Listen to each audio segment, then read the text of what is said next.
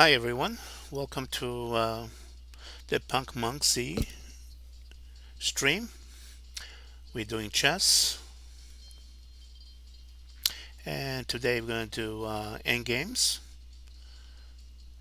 the Easy Way, Part 2. And we shall start in a few.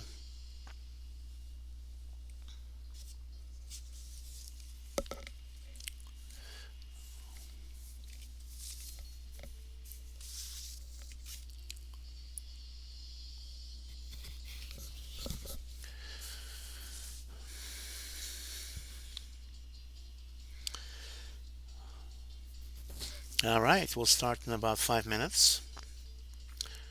And make yourself comfortable, put some music on, get some coffee, tea, latte, chill out, and get ready. Get ready, baby.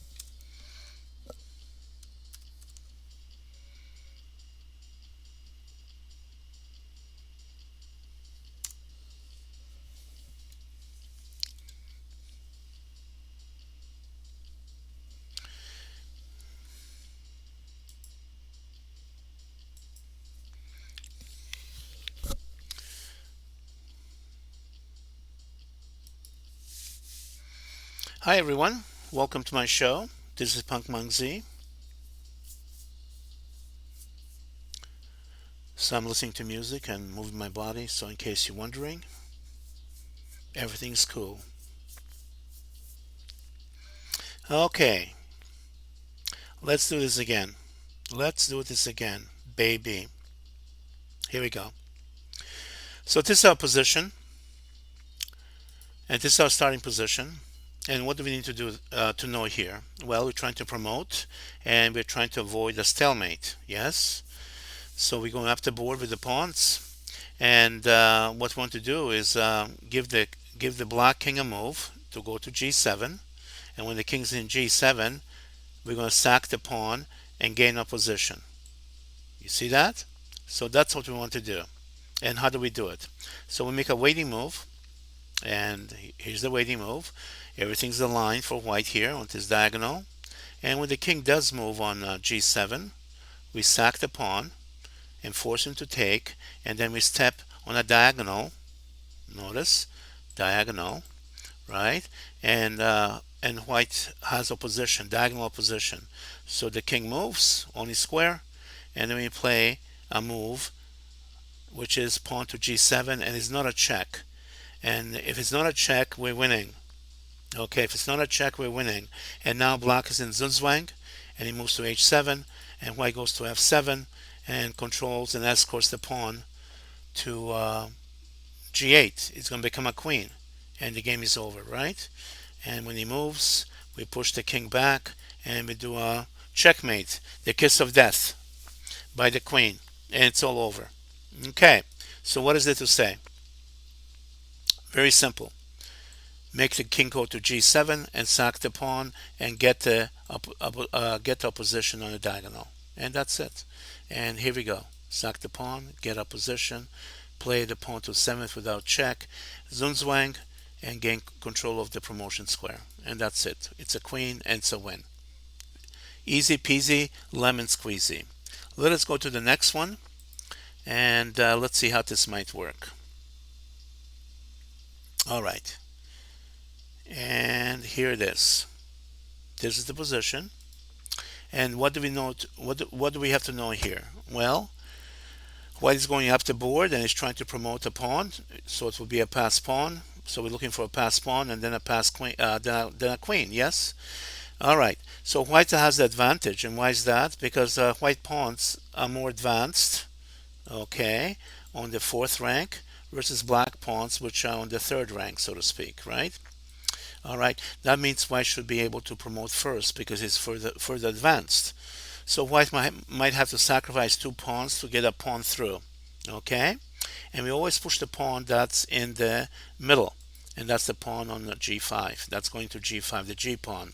And now we're threatening to take the h pawn and go down the board to make a queen, right? Or we can take on f6 and march down and make a queen on f8. Yes, so black has to take the pawn, right? And now with this happens, something changed, and what has changed is the f pawn. The f pawn has no pawns in front of it, and that means the f pawn is going to become a queen. Okay, but there's a little problem, and the problem is the g pawn, right? It's in the way of the f pawn. So what we do is we use deflection, and the pawn has to take on h5. If not, we're going to do this and then promote. Yeah, so he has to take on h5, and then a pawn crosses the equator first, and that's a win, right? And then it's a race, and it's a check, and the game is finished. Okay, and then we can go and pick up the pawn. Then we can go and pick up the pawn. Let's see, how do we do this? The arrow. We can go here and pick up the pawn, right? And the game is very easy to win from that point on. Extra queen wins, yes? All right. So what's the lesson here? What is the lesson here? Let me go back. So this is a breakthrough, 3 pawns against 3. And white sacrifices 2 to get 1 through. And whether the sacrifice is good or not will depend how far the pawns are advanced. Okay, so just make sure your pawns are more advanced than the opposing pawns, and that will give you promotion first. And that's it. I don't know if there's anything else I need to say here. So let me go to the next one, and we'll start here. And so what is this about? So this is rook versus bishop. So take a look at this, guys, and we'll start. We'll start in a sec. Okay, get familiar with this. So I had a problem with the stream earlier, and yeah, so I need some time to correct it. So it took me some time, and that's why I'm going kind of fast through the first few. All right, so take a look at this. What's going on? All right, so join me in the chat. Say hello, and yeah. So here's the position, and so what is it about? So rook versus bishop, and it's black to move. So if the defending king is forced to the edge of the board, he should run to the corner not controlled by the bishop, so they can block the check and set up a stalemate position. All right. So that's what this is happening. This is what's happening here, and the black king is in the correct corner here, right? Because the corner is a white corner, right? The corner is a white corner, and the bishop is next to the king, you see, and the king is going to shield the king. The bishop is going to shield the king from the checks from the rook. All right, but the king has to make corner, so the king always runs to the opposite color of the bishop. So he runs to the corner which is not controlled by the bishop. Therefore, he can create a stalemate. Yes. So let's go back here and see how this might work. Okay, so it's black to move, and he plays this, right? And now the king is frozen. He cannot move. So what we do then is what? What do we do? I mean, if we play this move, there's no moves in stalemate, yes? So, you see, what does it do? Stalemate, right? So this is a draw.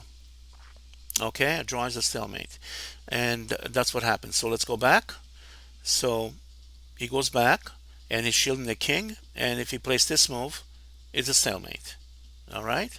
And the reason it's a stalemate because the king went to the corner opposite of his own bishop. All right? So the wrong corners will be the dark corners. I mean, if the king went to the dark corners, they'll be wrong. And we'll see later why. Okay? And that's that. And let me go back here. And let's look at this position. All right.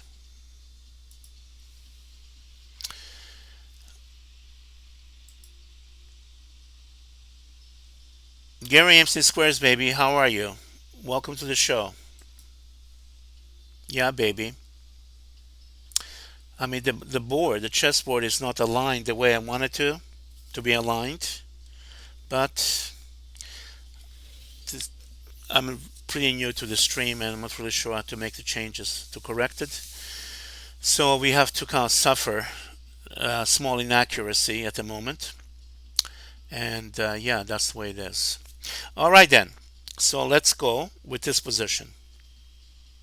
All right. So, Gary, pay attention. Endgames, baby. If you're good at endgames, then your whole game will improve. The whole game. All right. So, here's the position. Here's the position.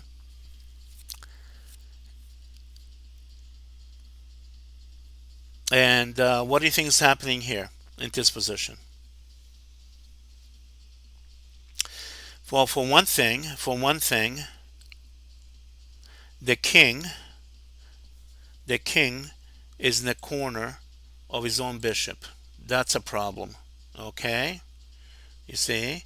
The bishop is a dark square bishop, so the king should be in the white corner, but this is a dark corner. Okay? That spells doom. Okay? And how do we do this? So what we can do is kind of, let's say black to move, and we can play this little check. And when he shields with the bishop, we make a waiting move, and now black is in Zunzwang. And yeah, and when he moves, we can take the bishop in his checkmate. All right? All right. So look at the position. The king is in the wrong corner. The king is in the dark corner, and he has a dark square bishop. That's a no-no. Okay? If you have a dark square bishop, you should be on the white corners. Yeah? We should be on these corners right here. If I can do them. Okay, that's a red corner. Okay, let me see. Can I do this? Yes. And that's where the black should be, on the white corners, because he has a dark square bishop. So the king always goes to the opposite color of the bishop, into the corner, which is opposite color of the bishop. All right, and that's why when black move, we can go checky, wecky, block, waiting move, zunzwang, and we can pick it up and mate. Yeah, and that's the way this works. All right. Okay then. All right. So let's go to the next one.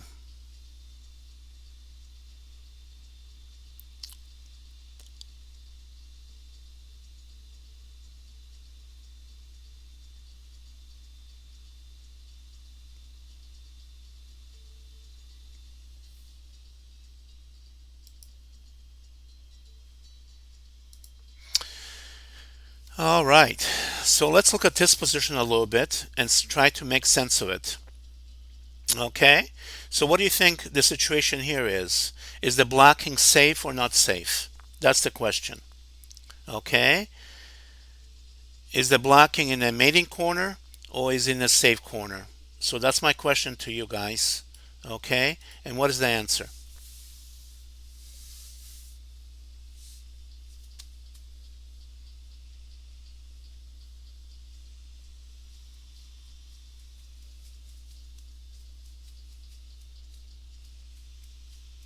Any ideas? Gary.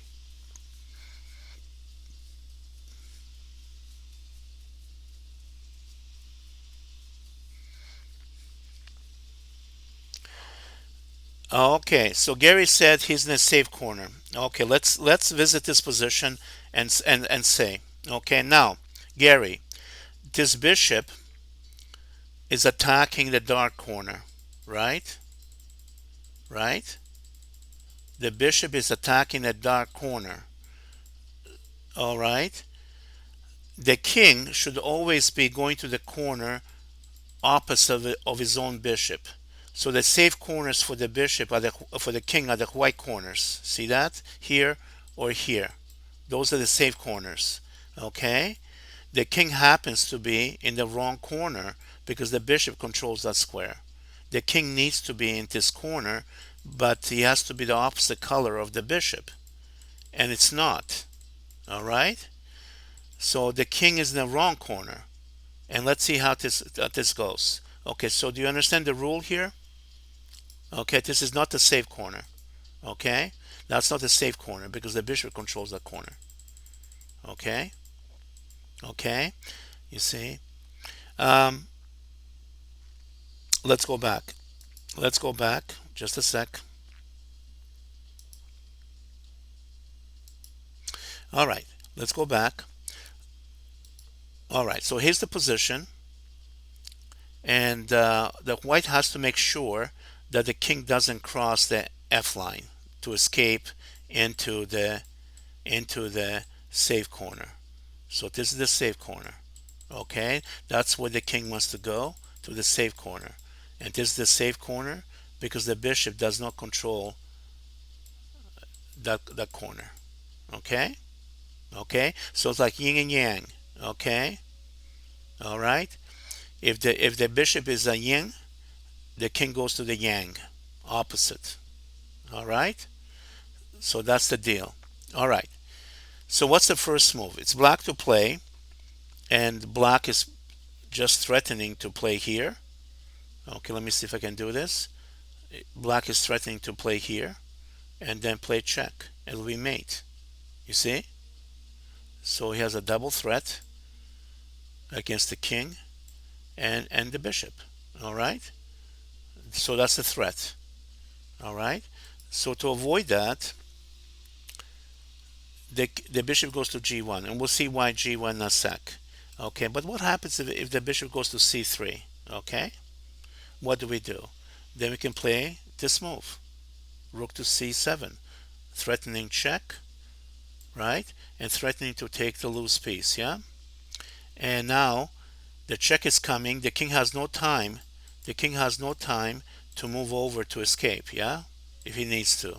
There's no time because the bishop is under attack, right? All right. So the bishop has to make this move. Okay, so when this is played, the bishop has to make this move in order to shield the king when the check happens, right? And the bishop is going to shield it, you see? And now the waiting move, and now black is in the Zunzwang. The king has to move, and when the king moves, we can give checkmate on f8, yes? All right. So, okay, hold on. All right.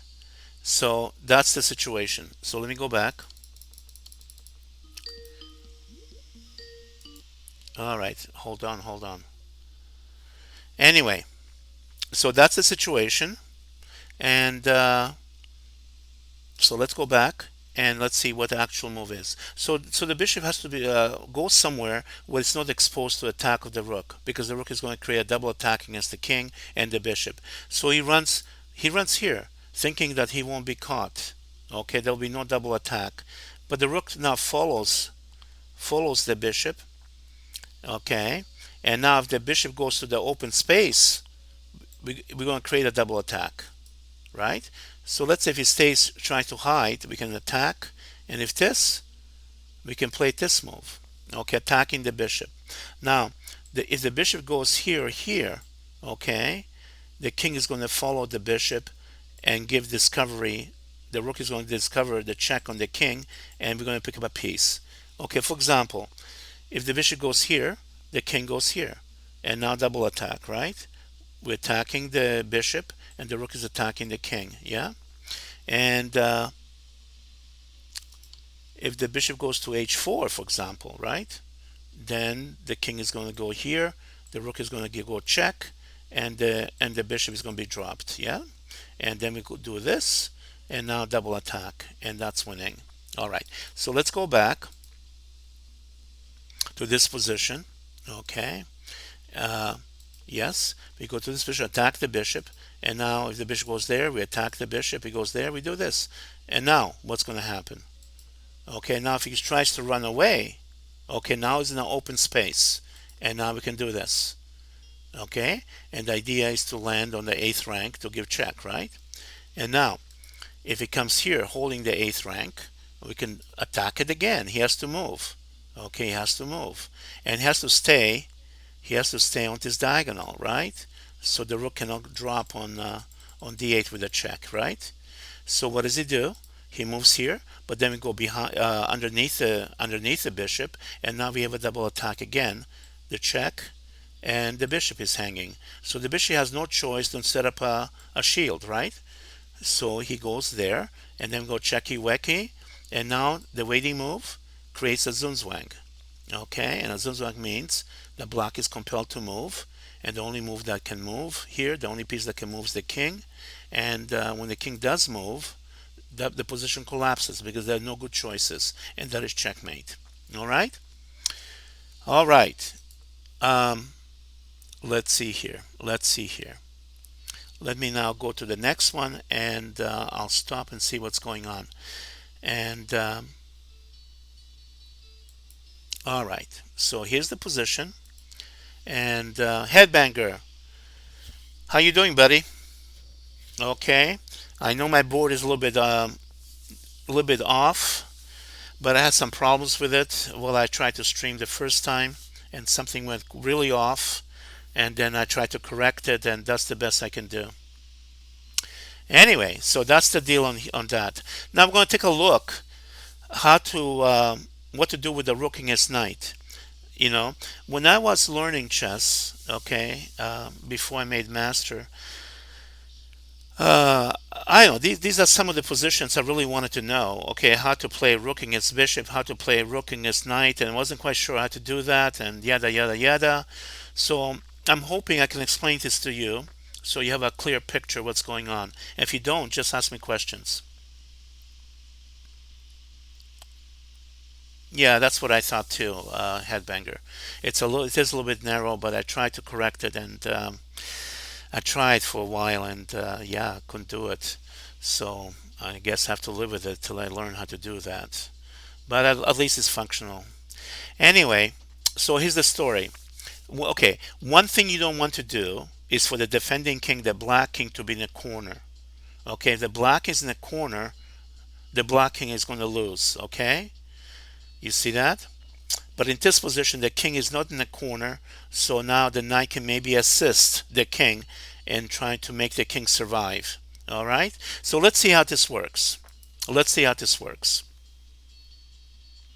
Okay, so let's say it's our move. Okay, let me see something. Let's go back all the way. So let's say it's white to play. He makes a waiting move and sees where the knight is going to go, and that's the only square for the knight, right? Right? And now we can attack the knight, and the knight has no choice than to come back where it came from. It does not want to move away from the king. Okay, because if it moves away from the king, the knight will be lost. So it has to stay close to the king so the king can protect it, right? And that's the position, right? And now we can play check, and the king moves, right? And then if we play this to attack the knight, the king is going to come back.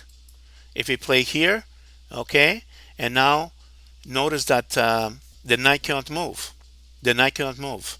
The knight has what? This square, and that square, and yeah, I mean this square will be taken with the king. This square will be taken by the rook, and this square will be taken by the rook. Okay, so knight cannot move, so it has to move again. And what do we do now? If I play this move, okay, there's only one move that's possible. The knight has to move, right? And the knight cannot move here. Rook takes, or if it goes here, rook or king or rook takes. So the only square is to come here, right? And so he has to go there, right? And then we play, let's say this, and let's see where he's going to go. What's he going to do? Now, if the king goes this way, he'll be too far from the knight, and knight is going to be a problem, right? And so he has to do what? He has to move the knight back, right? What else can he do, right? And then what? And now we're going to try to give him mate because the two kings are in opposition. All right, the king cannot come up, right? So we're trying to give him a checkmate here, right? So what's going to happen? I'm threatening the king, right? So the knight cannot move because I'm threatening the king.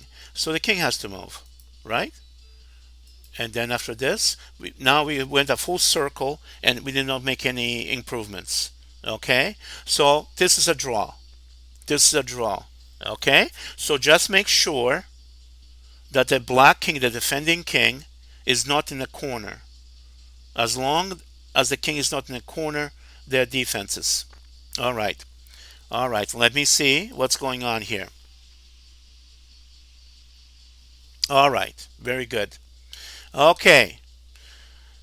So I don't know. I think this is a very fundamental stuff we should know, and now you have an idea or some kind of exposure, and you can follow through for more examples and different materials you might have. All right. So here we go to the next one, and let's see how the next one might work. All right. Here's the next one. All right. Now let me go back just to make a point here. Okay. Um, like in this position, the king is not in the corner, but the knight is close to the corner. Okay, but the king is not in the corner. All right, so this is a draw, right?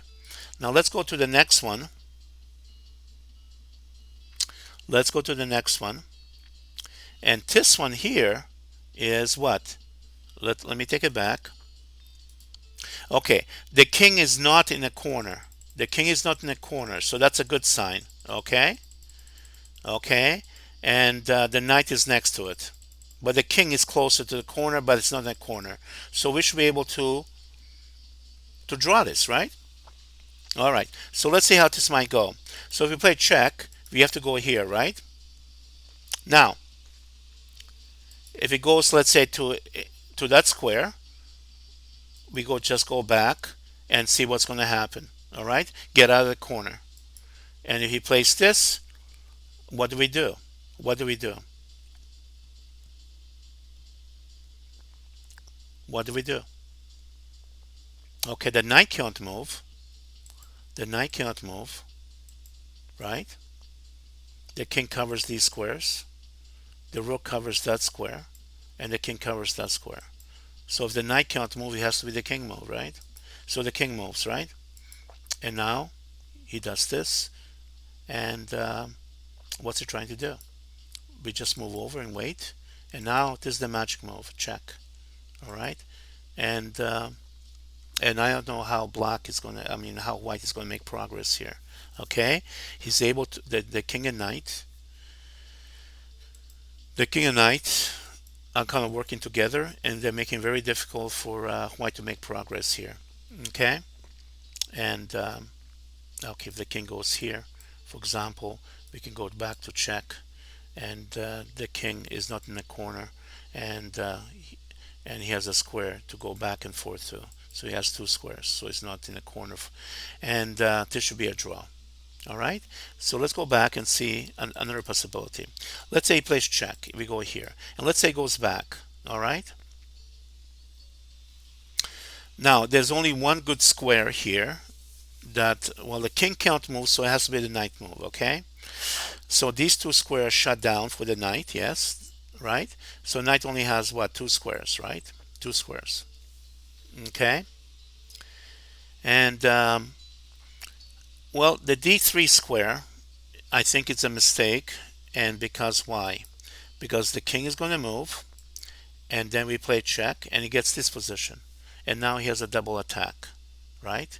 The king is attacking. The king is attacking the knight, and the rook is threatening to do something. Okay, let's see what happens. So what are the moves for the knight? The knight can go to these squares, right? Right? Now if he goes to these squares, if he goes here, the knight now is cut off from his own king. Okay? Right? And there's a and this is like knight opposition between the kings, right? And the rook is threatening checkmate, right? Yes. So this square shut down, that square shut down, right? Because of checkmate possibility. So and to come here is also a problem because of checkmate. All right, and this is also checkmate, like I said, right? So there's only one square that I can go to. If it goes here, if it goes here, okay, we can just take, yeah. With either piece wins. All right. Um, Actually, we can take with the rook, right? Take the knight with rook, and when it comes back, we can move aside here to this square, and when it goes back, we can go back to a3 with a mate, yeah, something like that. So that is finished. So in this position, if he plays this, this is where the double attack comes from. Okay, that we're actually threatening this. We're threatening the knight. I'm sorry, we're threatening the knight, right? And if the knight goes here, then we can threaten the king, yeah. All right, and this will be checkmate, yeah. So let's go back, but this is supposed to be a draw. Okay, so after the check, d3 is the wrong square. Okay, leads to mate, right? So it happens to be white's move here, and now d3 is the wrong square. So the only other square is this one, right? On e2, right? So that's the square he has to go to, right? And then when the king moves over, you move here with the king, and now we have a check, and then we have a check, and now we have a kind of perpetual motion here where the white cannot make any more progress. Okay, and king is not trapped in that corner.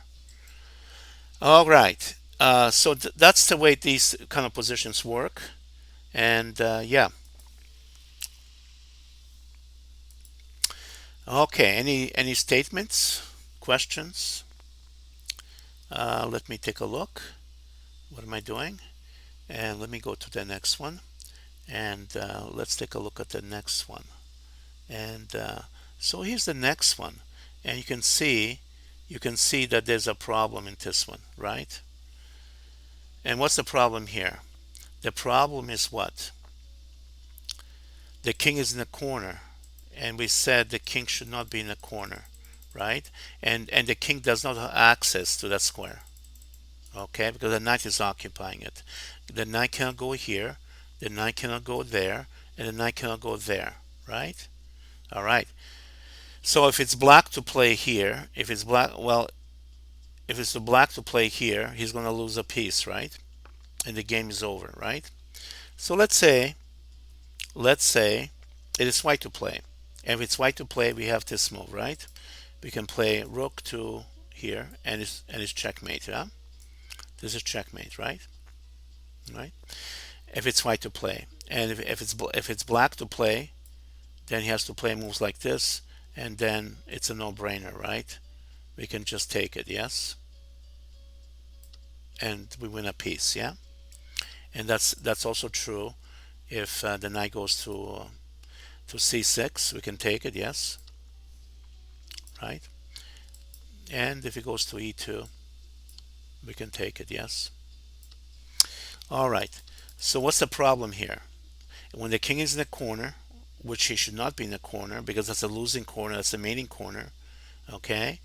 Uh, the knight cannot move to any of the potential squares, okay? Because the knight will be lost. And if it's white to play, then rook to a7 is mate, yeah? Rook to a7 is mate. And that's the way it works. So that's the way it is. So make sure you don't put your knight in a corner. I mean your king in a corner because that's a potentially a lost position. Okay. All right. Now let's take a look at this position, and this is about two knights. Two knights. Now, if there's no pawns on the chessboard, you need pieces, which are not pawns, okay, to deliver checkmate. And there's something called the rule of five. And the rule of five says you have to have a value to help the king, a value of five or more, or five or greater, right? So if you have a rook, that's five or greater. If you have a queen, that's five or greater. If you have two bishops, that's five or greater. If you have a bishop and knight, that's five or greater. Okay, and all those examples I gave you, winning positions, force wins, which means the defending side has no defense. Now, with the two knights, okay, you have a value of five or more, right? But it's not a forced win. Okay, it's not a forced win. So it is not possible to force checkmate with king and two knights. It is not possible. But it will be wrong to say that checkmate is not possible. Okay, it can be done, but only with opponent's help. Okay, so that's what you need to know about the two knights. All right, so let's take a look at some that example and see how that might work. Okay, all right. So here's the position. Here's the position, and yeah, it's white to play. It's white to play.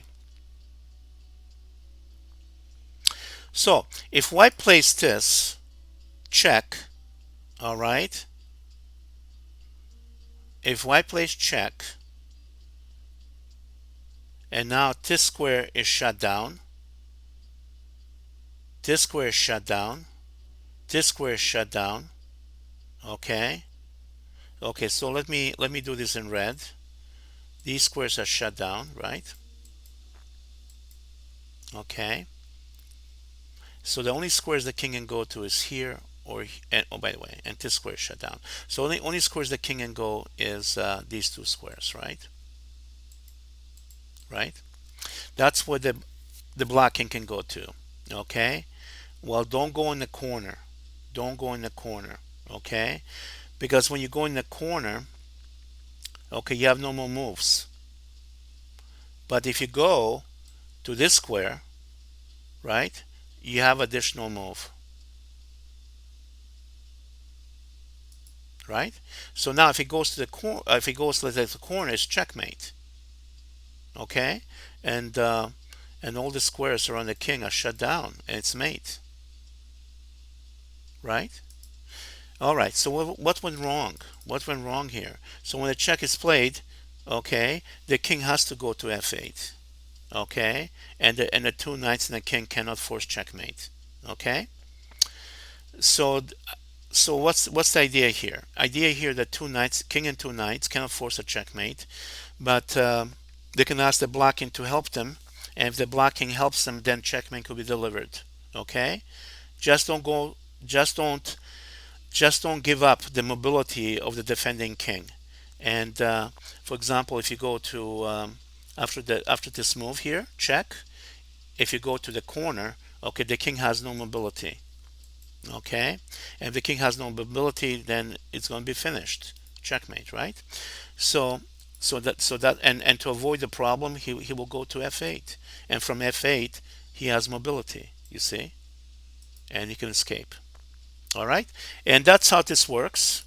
Any statements, any declarations, any confessions? Raji baby, did you get this? Did you get this idea? Raji.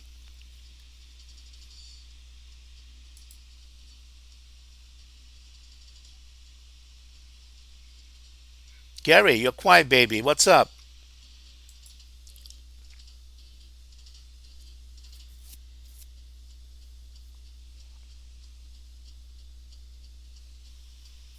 Okay. So are you picking this up? Is it clear? Is it clear?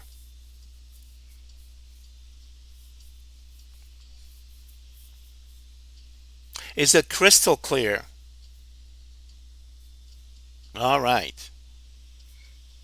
All right. Now let's go to the next example and learn something else about endgames.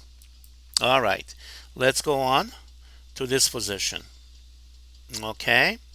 Now, in this position, we have the two knights, right? King and two knights versus king is a draw. King and two knights versus king is a draw. Okay, with best play, right?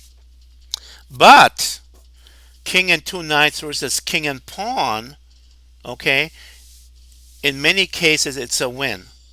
It's a win for the two knights.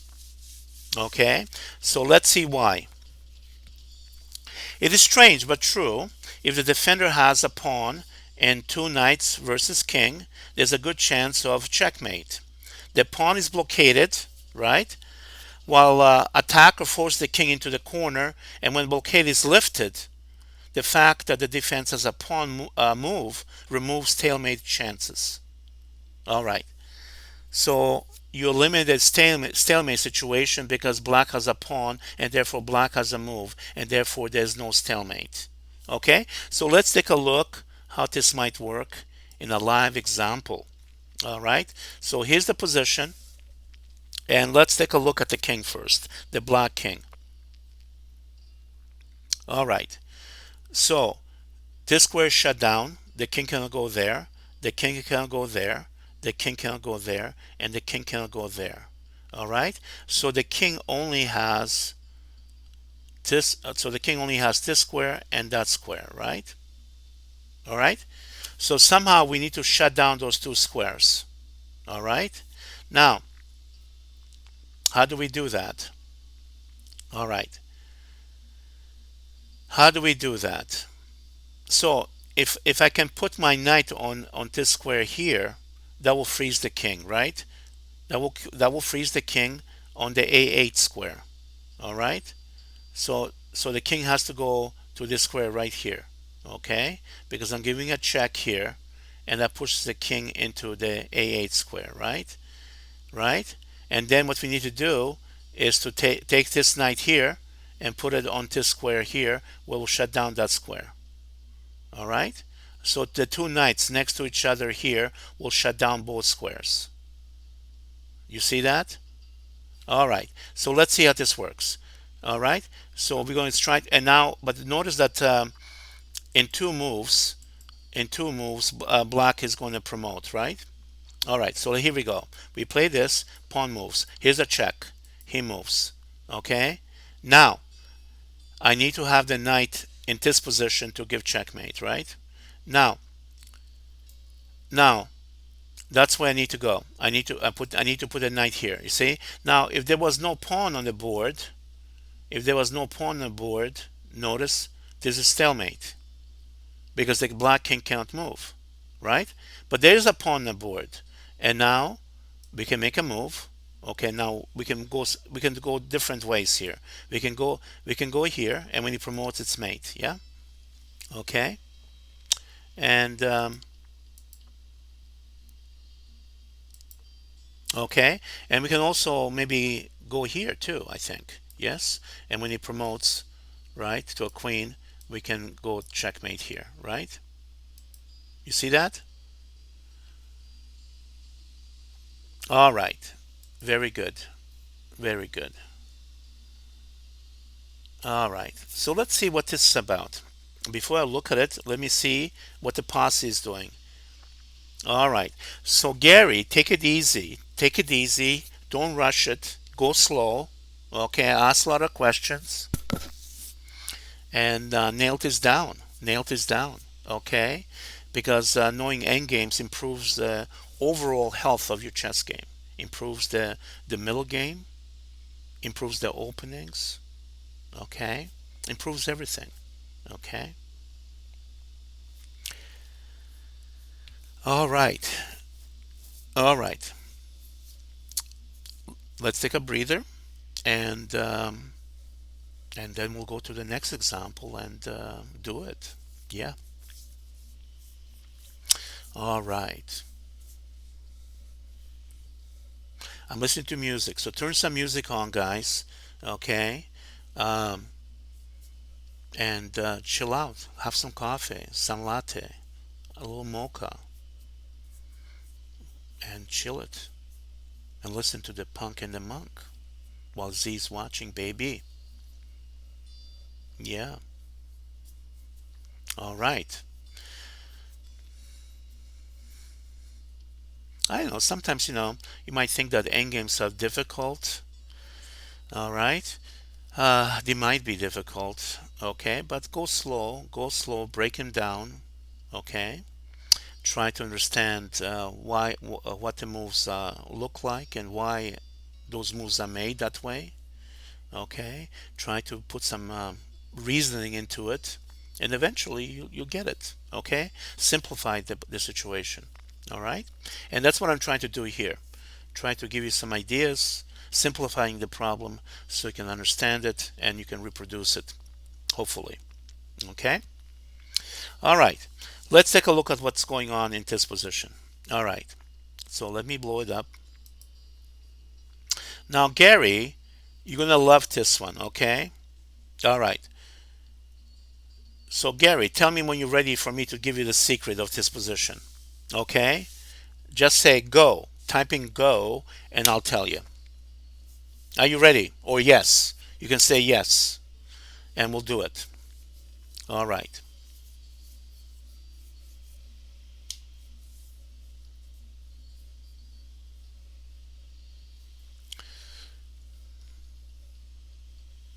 Okay, he's ready. Now, here's the information, Gary. Okay, are you ready? Here's the information.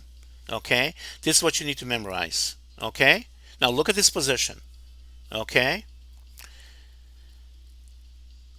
two, we have two connected pass pawns, right? Two connected pass pawns. All right, you see that? We have two connected pass pawns. When the pass pawns are on the sixth rank, okay, like this, on the sixth rank, right? If the pawn is here and here, if the two pawns are on the color of the blue, on the sixth rank, they are stronger than the rook. They are stronger than the rook, and therefore they're going to win. So the rule is two connected pass pawns on the sixth rank are stronger than a rook. That's the lesson here. Okay, so let's take a look how that might go. So let's say here it is. All right, there you go, Gary. Both pawns are passed. Both pawns are connected.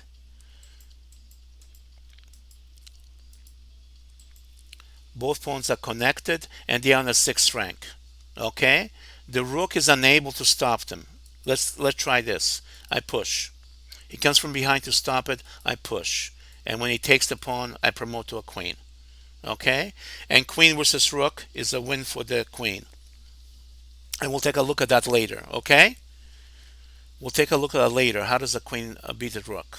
Okay, but we'll stop here and recoup. All right, so what's the lesson here? What is the lesson?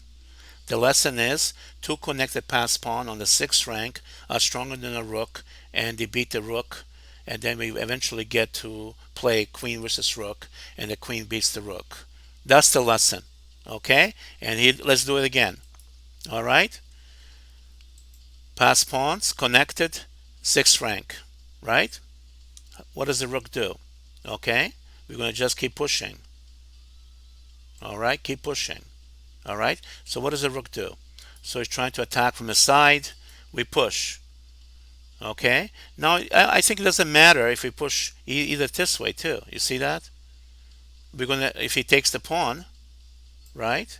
We're gonna make a queen, right? And if he comes here to stop that pawn, then we give it support, and then we can push either way, and we're gonna queen. And that's it. Okay, that's the lesson. That's the lesson, baby. All right. All right.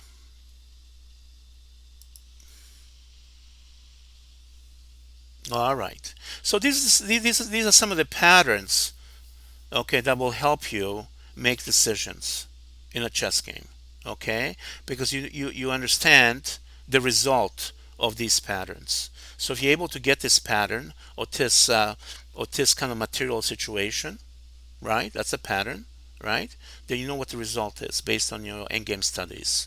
So you can go into the pattern, and the rest is a no-brainer because you know the process. Yes, and that's it. All right. Now let's see what we have here.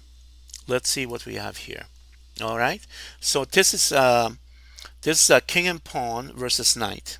King and pawn versus knight. Now we have a rook pawn for white. Okay. And the lesson here is that knight has the ability to stop the pawn from queening. Okay? The knight has the ability by itself, without the help of his own king, to stop promotion. Okay? Now it looks like that's not the situation because it's a mismatch. The white king and a pawn make up a sum of two, and the knight is only one unit, so it's two against one. But this happens to be a rook pawn, okay, and the rook pawn is kind of clumsy against the knight. So the idea is blockade the rook pawn on the seventh rank, and then you have a draw. Blockade the rook pawn on the seventh rank, and you have a draw. Okay, that's the lesson. Block the pawn. The white pawn is on h6, right? So let me go back. Let me enlarge it, and let's take a look at it. Okay. Okay. So the pawn is on h6 and the knight is on h7. So the blockader is blocking the pawn on h7. Okay? Now when the knight is there, it has a circuit, a bunch of squares can go to and can stop the pawn from promotion. Okay? So let's see how this does work. Okay? So the king attacks the knight to break the blockade. And now let's take a look at knight's options. Okay? The knight only has actually what, one square, right? If it goes here, it will be eliminated. If it goes here, it will be eliminated, right? Okay, so this is a no-brainer where the knight goes based on that information, right? I don't know why I did that, but I did it. So this is the only safe square, and these squares are deadly for the knight. Okay, so by the process of elimination, we know what the next move is, so we do it, right? All right, we did it. And now, when the king attacks, okay, now let me go back one. Now, of course, this is a check, right? So it attacks the knight and is ready to chase the knight out, and in two steps is going to be able to make a queen. Yeah. Okay. So what does he do? What does he do? What does he do? All right. Now this is very interesting. This is a critical decision here. All right. Now there are two things we know here. Two things we know. The knight will not go here. Well, okay, first of all, where are the squares for the knight? Here, here, here, and there, right? So the knight has four squares, right? All right. So this square the knight will die, and this square the knight will die, right? Because the king in both cases will take the knight, right? So the really choices are these, this or this. Those are the two choices. All right. So now you have to make a decision. Okay, what square do you go to, right?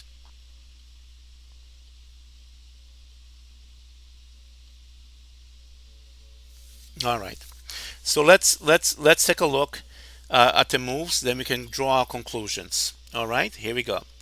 So let's say if the knight goes there, blocking the pawn, we can attack it again, right? And now let's take a look. Okay, this square, the knight dies. This square, the knight dies. So actually, there's only one square the knight can go to, right? Right here, right? And that's what the knight does, right? And now the king attacks the knight again. Because, why? Because he cannot push the pawn, because the knight is going to take the pawn. And then it will be king versus king. It's a draw, right? All right. So now the king attacks the knight. And now, where are the squares? Let's take a look. Where are the squares? The squares are here, here, here, here. Can I do this? Here and this, right? So the knight has what? 1, 2, 3, 4, 5, 6 squares, right? 6 squares. And now, if you don't know the answer, you can just eliminate the squares that don't work. Well, it's not this square because the king will eat it. It's not that square, the king will eat it, right? All right? And if you go here, you're going now behind the pawn. If you go here, you're going behind the pawn, right? And now you're moving away from the pawn. So the only square by logic is this one, right? And that's what you do. All right? And now what? And now what? What does he do? What does he do? What does white do here? If he pushes the pawn, then it's a fork. And you're going to pick up the pawn, and it's a draw, right? So let's go back. Okay? The knight is not white square. The knight is not white square, right? The king is not white square. And when the pawn moves on a white square, we have two targets. Okay, the knight will have two targets, the king and the pawn. Two targets, because the knight is not white, the king is not white, and the pawn will be not white. So when all three things are on white, the knight has two targets. And then if this is played, then we can do this fork, right? Okay, let's go back. What else do we need to say here? All right. And now, if he attacks, the knight, what does he do? What does he do? Okay. I mean, look at the squares. Where are the squares? This is a square. That's a square. This is a square. Where? This is a square. This is a square too, and this is a square, and this is a square, right? Okay. These squares we can eliminate. They look totally irrelevant, right? This square the knight will die. This square the knight will die. So basically, it's between these two squares, right? This is going behind the pawn, so it seems that this will have to be the move, right? Right? And now what does he do? What does he do?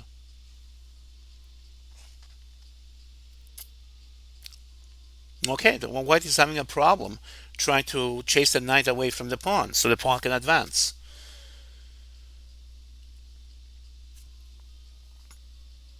If he attacks it, and then we have the blockade again, and we have seen this I think earlier, and we have full circle. Okay, and we just repeat these patterns. And how do we discover these patterns? Okay, and you can do it by elimination of squares. What squares does the knight have? Okay, and then you eliminate the squares that make sense to be eliminated, because they have to be eliminated, otherwise the position makes no sense. And then you're left only with maybe a couple of squares that the knight go to. Okay, and then you can deduce from there what to do. Okay, so to know what the pattern is, review this material. Okay, and see what the methodology is. Okay, see what the methodology is. So let's go back very quickly. Okay, and what's the lesson here? The lesson is, when the rook pawn is on the h6, the knight should be blocking on h7. Okay, and that means the knight has a circuit of squares where it can run to and be immune from capture, and always be able to stop the pawn. And will stop the pawn by eliminating the pawn. Okay, but the knight will not be captured by the king. All right. So when the king attacks, there's this square, attacks again, and now you blockade again. He attacks again, and then you go here. Okay, and you're controlling this square from being pushed. And when he attacks it, you go to the side of the pawn. That's the only square it makes sense because in the previous viewing we had eliminated other squares. And if you don't remember, review the material. Okay, and when he pushes, and now we have all three objects, the knight, the king, and the pawn, they are all in the same squares, on the same color squares. Okay? When a knight has two targets, and the targets are always the color of the knight. Okay? So knight is on white, and the targets have to be on white. And now there's a target by going to f8. And now they both hit. And the knight is going to, next move, take the pawn out. And it's king versus king, it's a draw. All right? And I think that's all I have to say about this position. Um, and yeah, let's move on to the next one, and we'll go from there. All right. All right. So let me see what is going on. Yeah. So, what do you guys think about this example? What do you think, Gary? What do you think was interesting? Okay. Do you think you have any ideas how to play this? Okay. So just remember. Okay. If it's a rook pawn, block the pawn on when the pawn reaches the sixth rank. You block it with a knight on the seventh, and then you'll be fine. Okay. Any statements? No. All right. And there you go. All right. Now let's pick up this position. Let's pick up this position and queen versus rook. Okay, queen versus rook. So this is a piece of information which is valuable. Queen versus rook. And actually, this was figured out by Philidor in the year 1777. Okay, 1777. Do you believe it? So the answer to this problem, queen versus rook, the answer was already known in 1777. All right, and now you're gonna know it too. I know you're a little behind, but it's okay. Let's take a look. Gary. All right, here we go. Baby. All right. All right, so let's start here. Let's start here and get familiar with the position. Now, first of all, okay, how do I start? Okay, the black pieces are on the B file. Okay, the white king and the white queen are separated by knight distance. You see that? Knight distance. The white king and the white knight. I'm sorry. The white king and the queen, the white queen, are separated by a knight distance, right? And that's an important position to know. Okay. And the black pieces are on the B file, right? Okay. So let's say it is black to play. It is black to play, and the whole idea of having a king, let's say on c6, and a queen on a5, those are the magic squares, okay, is to when black is forced to move, that the rook is going to separate itself from the black king, so the rook will be unprotected, and that's why you have to have the white king on c6 and the white queen on a5 when the black king and the black rook become separated. And the idea of that is to create a double attack and pick up the rook and win. That's the basic idea. Okay? And if you don't pick up the rook, then the other option is to threaten checkmate. So when separation happens between the black king and the black rook, okay, there are two outcomes. You pick up the rook because the rook is unprotected, or you give checkmate to the black king. All right, so let's take a look. Let's separate the rook from the black king by going to this square. Okay, so the black king is on a dark square, and The black rook is on a white square. Okay? So what the queen has to do is to give a double check on a white square. On a white square. So it can pick up the rook on the white square. Let's see if that's the situation. Okay? So let's say we have a check. Okay? So let's see what is it. So the queen went here with a check, and the king moved, right? And now we do a check here. All right. So this is the pattern so far. The check is here, you see? And when the king moves, guess what? And there it is. The queen gives check to the king on from a white square, and the rook on a white square is unprotected, and the rook is going to drop off, right? So when the king moves somewhere, okay, somewhere, okay, the queen is going to go yum yum, okay, and on next turn will be a mate, right, on this square. So, and that's it, right? If the king, well, if the king goes here, then check, and then come here with a mate, yeah. And and if the king goes there, then we can go check, yeah. And also if the king goes there, we'll check on that square too, yeah. Something like this, right? So what's the lesson here? What is the lesson? Let's go back. Let me make sure I understand the lesson. So the lesson is that when the rook separates from the black king, okay, let me go back with another example. Let's say that the rook went here, okay. Now the rook is on a white square, right?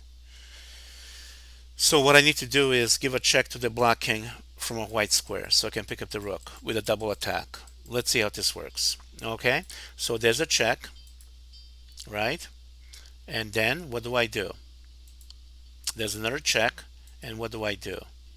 Okay, I can play a check here, and then what? Check there. And notice the check was again on the white square, so you can access the rook.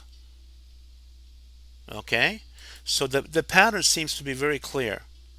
Okay, when you give a double check, you want to give the double check with the queen on the same color square as the rook is standing on. Okay, so that's an important piece of information. Okay, so let's go back and let's bring the rook back all the way down. So what do? We play check, and then we play check again. Everything's done with the check. Then we now here's my question, class. Where Hello, 2K. How you doing? Good to see you. Is this your first time? Follow me, please. Click on the follow button, baby, because you came to the right place. All right. This is where learning takes place, man. Okay. This is the Punk Monk Z show.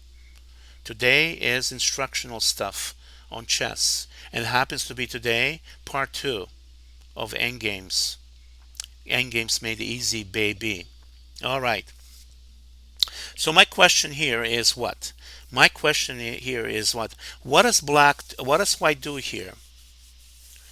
Okay, super. So what does white want to do here? He wants to check on a white square, right? He wants to check on a white square. And he wants to check on a white square so he can have a double attack against the rook. And the only way to pick up the rook is to attack the rook, okay, from a white square. All right? And now let's take a look how this might be. Here's a check. And now, who can tell me now, where does the queen go to give a check, a double attack, and pick up the rook? Remember, just before you pick up the rook, you have to be on the same color square as the rook. So what square is that? Easy peasy lemon squeezy, baby. Easy peasy.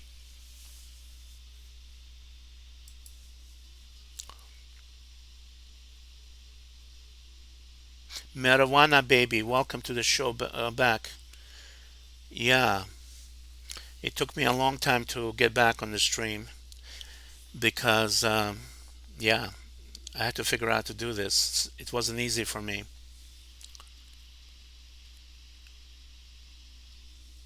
All right. Nice try. Nice try. Nice try. Okay.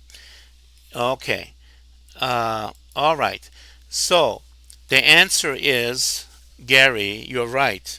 You picked up the right color, okay? But it's not the king that moves there, it's the queen that moves there.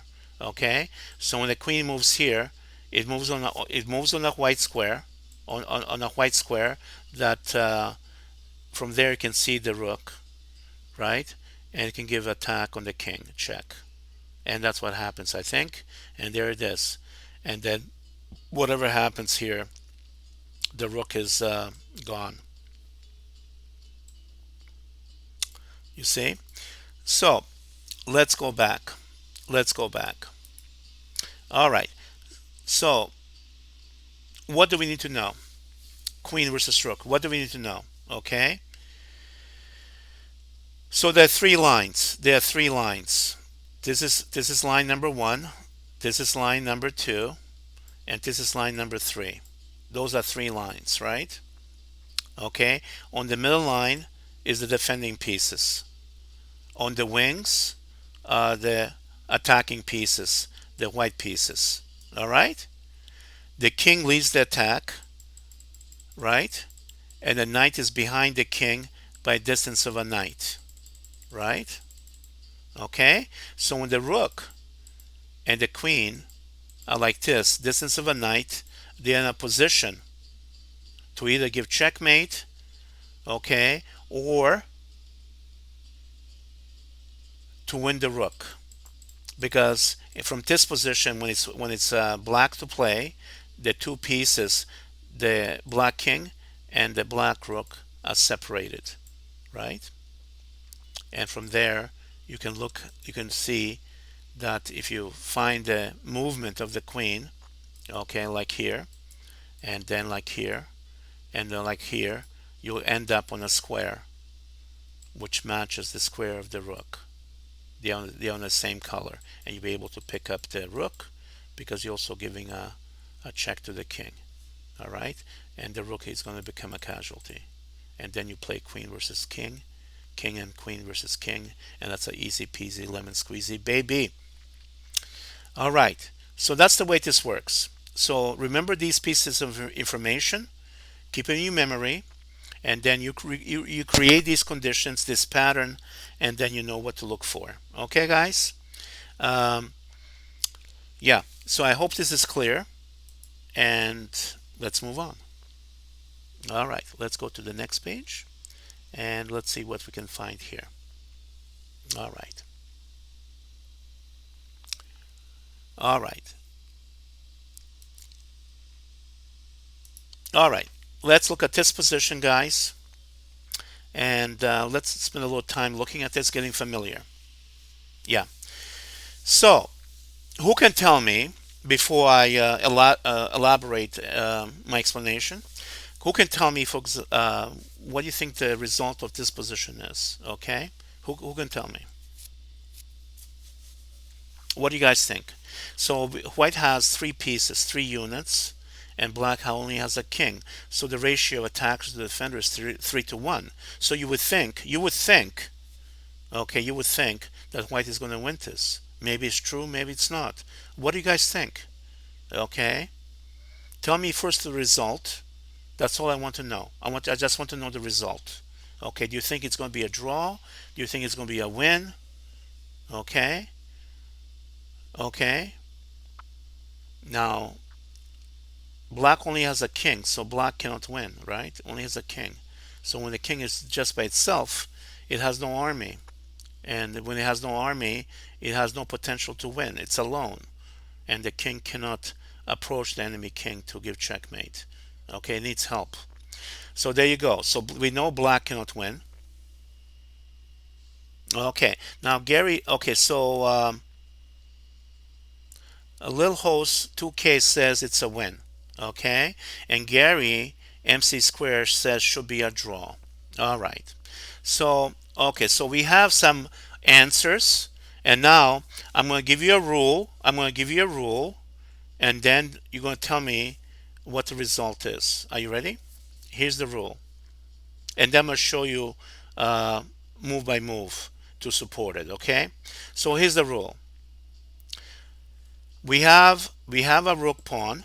You see it? I'm gonna color it in green. Okay, and if the rook pawn somehow gets here safely, I say, it becomes a queen, and white should win, right? With the extra queen, right? Or with the extra rook, or with a when I say extra queen, it's will be queen and bishop, right? Or yeah, queen and bishop. Okay. Could be we can also promote safely to a rook. That's a win. Or even promote safely to a bishop. It's a win. Or even promote safely to a knight is a win. Okay. All right. Okay. But here's the rule, people. If the promotion square, if the promotion square, if the promotion square color is different from the bishop, it's a draw. It's a draw. All right. So the rule says if the bishop, if the bishop cannot attack the corner square, if the bishop cannot attack the corner square, it's a draw. Okay? Because if the bishop can attack the corner square, that's going to chase the black king out of the corner, which the king is going to go eventually. And therefore, white will be able to win. Okay? If the bishop can attack the corner square, then it's a win. But if the bishop cannot attack the corner square, it's a draw. So here's my question. Are you ready? Okay. So based on the rule I gave you, because two bishops against a king and two bishops, I'm just saying what the potential is. We can promote to a queen, that's a win. We can promote to a rook, that's a win. We can promote to another bishop, that's a win. King and two bishops against king, it's a forced win. So all I'm saying is there's so many different ways to promote that will produce a win. That's all I'm saying. Okay? Because earlier in the video, in this stream, I said if there are no pawns on the board, in order to win, you have to have a value of 5 or greater with no pawns. So two bishops together are 6. That's greater than 5. You see what I'm saying? Okay. But that's a good question, by the way. Excellent question. Thank you for stating that question. All right. So based on the rule I gave you, what is the correct result based on the rule? Let me hear it. Ghosty Boat, hey, welcome. I'm doing great, buddy. I'm doing great. Today we are in Endgame studies. Endgames Made Easy by Punk Mang Z. Okay, part number 2, baby. Part 2. That means there's a part 1 out there somewhere. If you cannot find it in Twitch, look at YouTube, baby. YouTube, Punk Monk Z in YouTube. Yes, it is a draw. It is a draw. All right. So, Lil Halls 2K. Do you agree it's a draw according to the rule? Do you agree? Very good. Very good. That's correct. Okay, now let's try it out and let's put it to a test. Okay? So, there it is. Check. He goes there. I go check. He goes in the corner. Okay? Now if I move forward like this, okay, the blocking is frozen. It can't move because all the squares around the blocking are shut down. Shut down, shut down, shut down. And he cannot move and he's not in check. It's a stalemate. It's a stalemate. That's a draw. All right? All right. Now let me go back. Okay? So after this move, check. Okay? Now, if he goes if he goes he should be very he should go here or go to the corner, okay? Okay? But if he goes really out of his way, okay? If he goes out of his way by going to let's say sorry let's go here, check, and if he goes here, for example, f8, okay, and now I shut him down, he cannot get back to the corner, All right, and he can go either this way because the pawn there stops him, right? And now he's losing.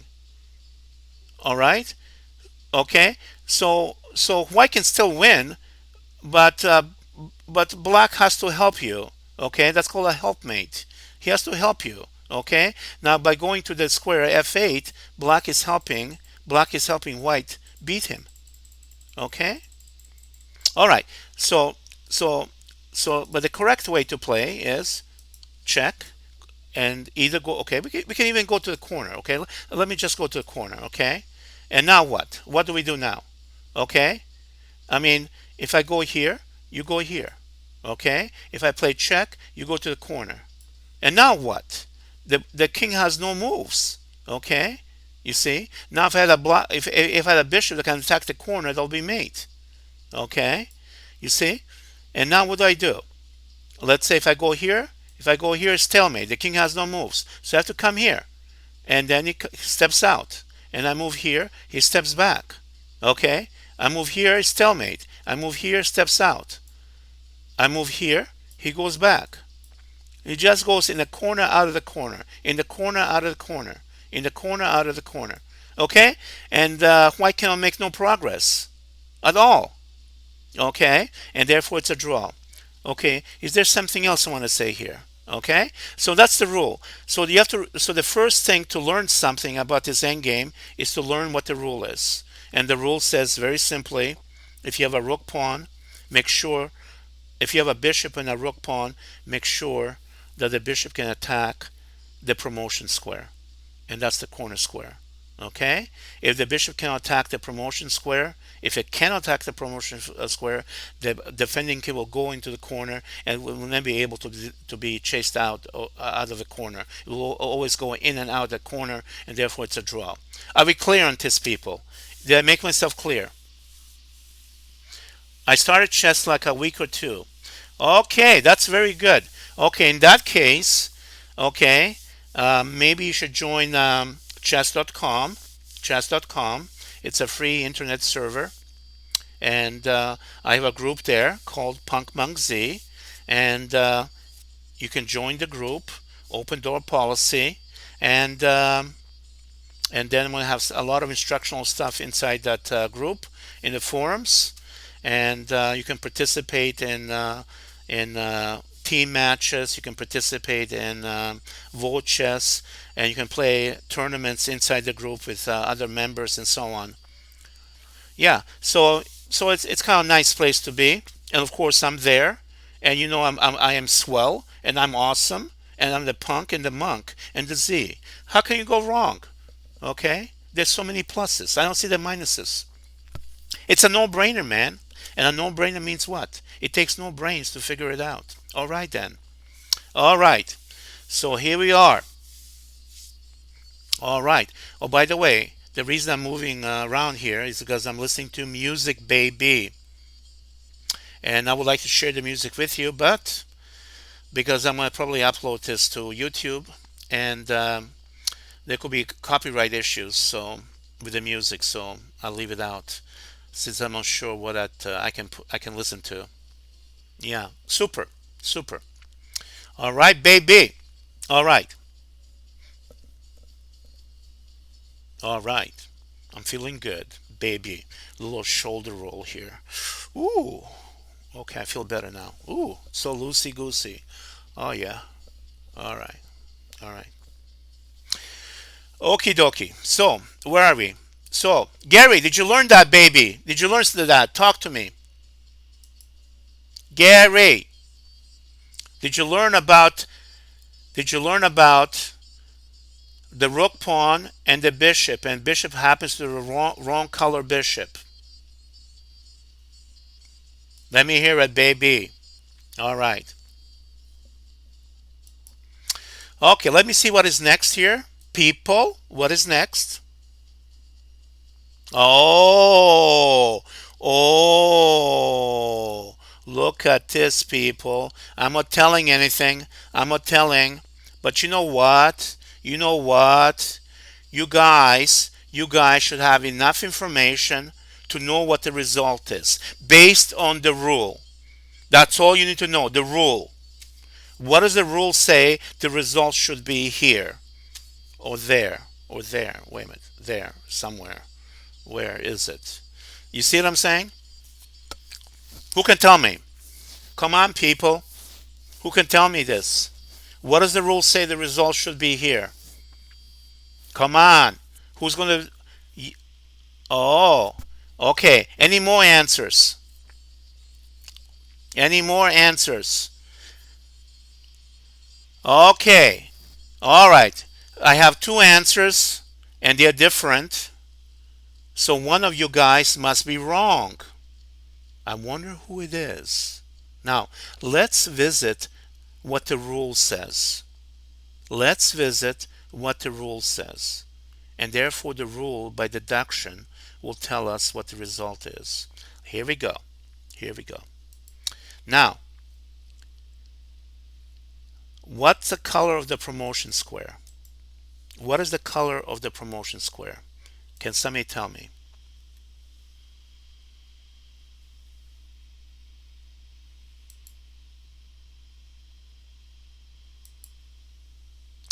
Right. That's correct.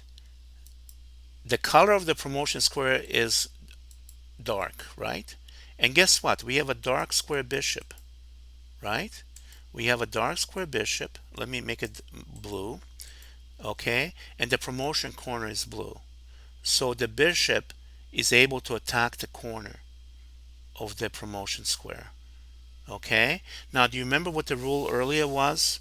Okay, before we had a bishop, let's say on a white square, and the bishop on that white square was not able to attack the promotion square, which is dark. So the white bishop on the white square does not match the corner being a black square, right? They are mismatch. They are not the same. Okay, so if the bishop and the promotion square are not the same, it's a draw. But if the bishop and the promotion square is the same, it's a win. All right. So now, okay.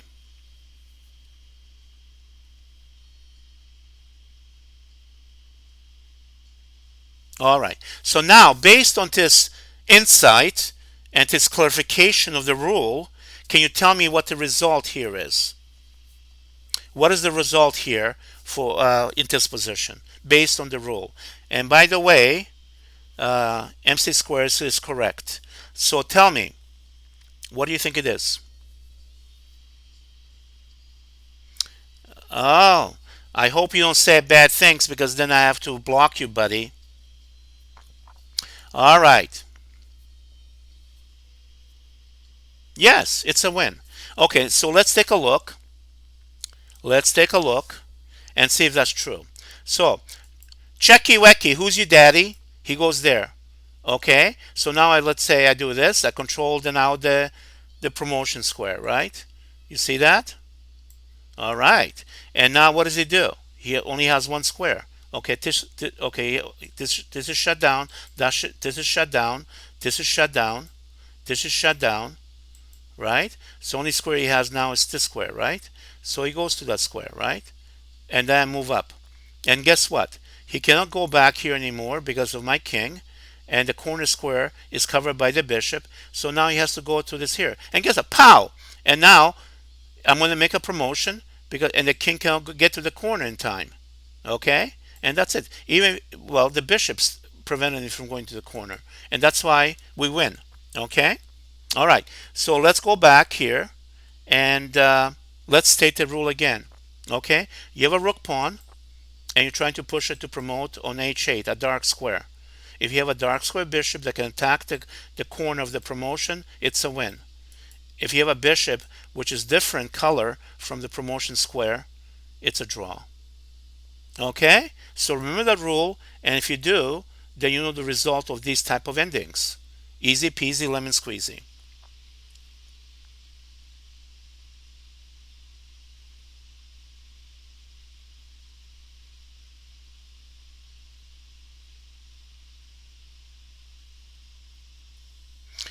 All right. Okay. All right. Okie dokie. So that's the way this looks.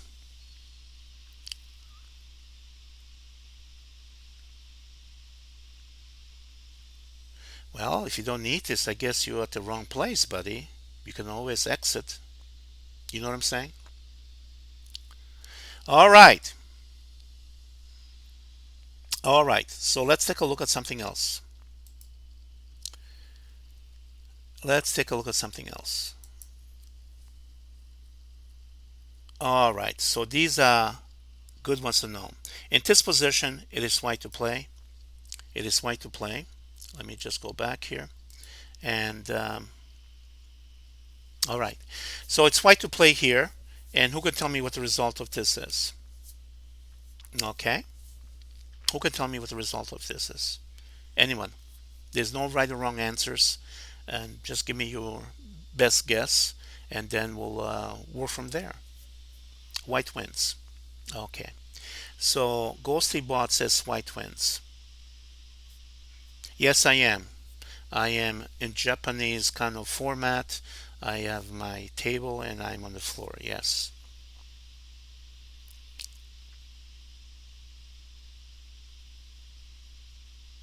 Yeah, baby, Zen. That's what it is. I'm all about Zen. All right. So look at this. So somebody gave me an answer. It says white wins. And Ghosty says Ghosty But's white wins. All right. Now let's look at this position and let me make some observations. And you're going to learn something from this. Okay. The two kings are in opposition. Okay. Now what is opposition? Opposition is when two kings are standing on the same line, and this happens to be a vertical line, okay? They're on the same line, and they're separated by an odd number of squares. And here it is 1, and 1 is the odd number, okay? Okay, so the two kings are in opposition, all right? And the pawn is next to the king, right? Now, here's the rule. If I can play check, if I can play check, moving the pawn on the 7th rank, if I can play check, it's a draw. All right? You see that? So, this is called direct opposition. When two kings are facing each other on the same line, separated by one square, that's called direct opposition. And I'll talk about opposition maybe a little bit later. Okay? And the kings are in direct opposition, and I can move my pawn to the 7th rank with a check. With a check on the 7th, it's always a draw with one extra pawn. Okay? So that's the rule. Did you memorize the rule? Well, okay. All right. Let me see. Let me see.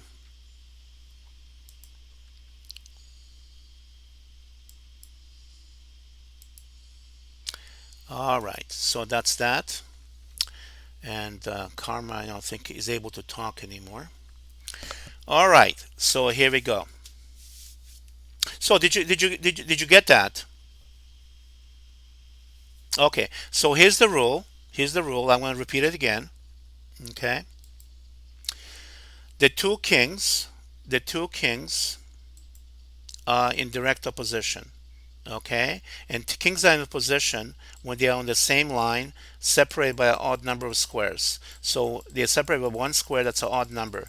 So right now we have kind of mutual opposition. Okay, now if the pawn advances with a check, it's always a draw. When two kings are in opposition, direct opposition, separated by one square, okay, and we push the pawn to the 7th rank, and we only have one pawn to push to the 7th rank, it is always a draw. If we push it to the 7th rank without check, it's a win. But here the king is there and it's a check, right? It's a check. It's a draw. That's the rule. All right? So that's the rule for you to remember. All right. So do you understand the rule? Let me see a message. Yes or no? All right, good. So let's see what happens. Let's see what happens. Checky wecky. King only. Okay, so the king has to block. And now what? If I move away from the pawn, the black king is going to eat the pawn, right? So I have to hold the pawn, and now it's stalemate. Black has no moves, and therefore it's stalemate. So this is stalemate defense. Okay? All right. So let's go again. Okay? Direct opposition, yes. All right. and I push the pawn to the seventh rank. That's a check. A check is a draw, and that produces stalemate. That's it. Easy peasy lemon squeezy. All right. Now it is black to move here. It is black to move here. Okay, hold on. It is black to move here. And based what you have learned, guys, can you tell me? Can you tell me what's going on? It's black to move. What's going on? What do you think? What do you think? What do you think? What do you think the result is with black to move?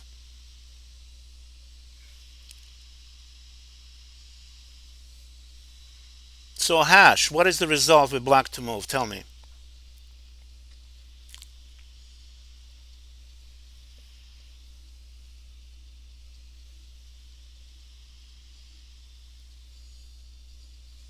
All right. So we have an answer.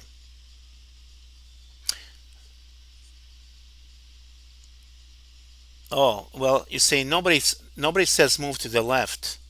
Okay. What is the result moving to the left? Is it a draw? Is it a win? What is it? What's the result? Move to the left.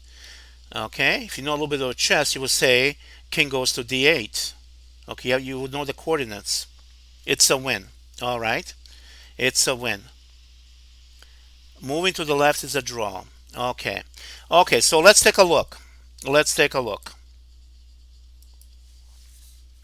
What did I just do? Hold it. Okay. Just a sec. All right.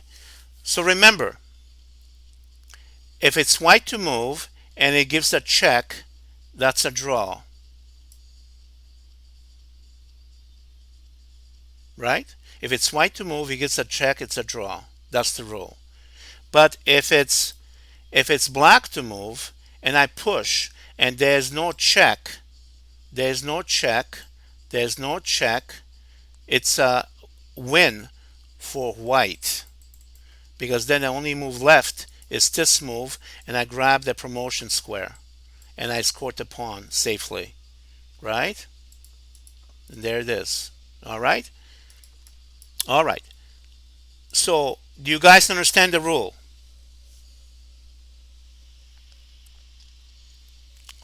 Do you understand the rule? Well, I thought you knew the strategy, guy. Hash, I thought you said you understand the strategy.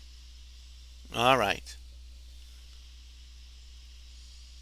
All right. Okay, so let me review this one more time. All right, let me review one more time. If I push my pawn to the seventh rank with a check, it's a draw. All right. If I push my pawn to the seventh rank with no check, it's a win for white. All right. So does that clarify the situation?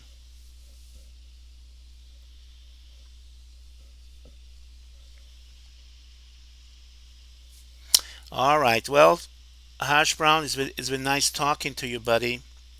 Okay. So guess what's going to happen next?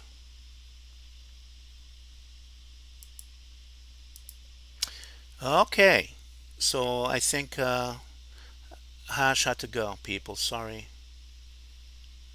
All right. All right. Okay. So we all clear about this position, right? So let me go back very quickly. Okay. So we all clear about this position. Okay. Um, when the kings are in direct opposition, if you push the pawn to the seventh rank,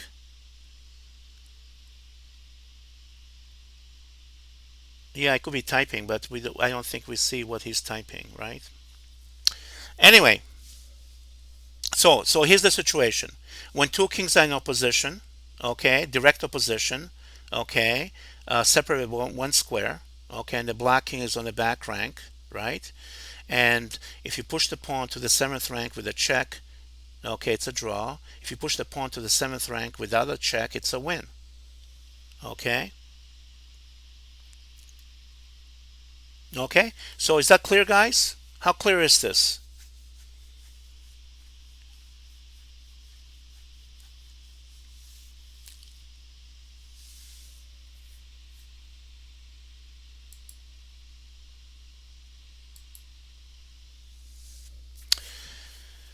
All right, good, good, good, good, good. Okay, very good, very good. So all you have to do is remember these rules, and these rules will give you a lot of information, okay, to give you confidence, okay, and then when you know what the result is, maybe you can calculate maybe a couple moves ahead and verify that conclusion, okay, what the rule says, and then you will have complete confidence. Okay, all right, let's move on. Let's see what's next, baby. Let's see what's next. All right. All right. Now look at this position. Look at this position, and give me your honest opinion. What you think of this position? And oh, let me make one more change, people. Just a sec. Let me make one more change. So this is the position. This is our starting position. Okay. Okay. So this is the starting position. Okay. What do you think? What do you think? What do you feel? The result should be here. Okay. Okay, it is white to play. It is white to play. Okay, and what do you think the result is? Okay, the result is white wins or it's a draw. Those are the two possibilities. White wins or it's a draw. Well, it's depending on the moves. But what I'm saying is the rule. Okay, maybe I did not mention this rule. This is the extension. This is a new rule I have to give. Okay, so let me give you a rule here. Then I'm going to ask you the question. Okay. All right. Let me tell you. Okay, hold on. So now look at this. White white has a white has a pawn on e2. Okay, and a white pawn creates something called key squares. And usually pawns which are not rook pawns have well, pawns which are not rook pawns have three key squares, and the key squares are these. Okay, and if the pawn is not across the equator, okay, the key squares always are two ranks in front of the pawn. Two ranks in front of the pawn are key squares. Okay, so one and two. So this is one. Okay, let me draw a different color. One and one. Let's see, one and two. That's two squares in front of the pawn, and this is one and two, and that's two squares in front of the pawn, or one and two squares in front of the pawn. Okay, so these are the three key squares. So what does that mean? When you have an extra pawn, the king should always be in front of the pawn to win. If you have a pass pawn, an extra pawn, your own king should always be in front of your pass pawn to win. It should not be behind the pawn. It should not be on the side of the pawn. It should be in front of the pawn, and should be standing on the key square, one of the three key squares. And the king is standing on one of the three key squares. It is always a win for the extra pawn. Okay, do you understand what I'm saying? Okay, let me hear a yes.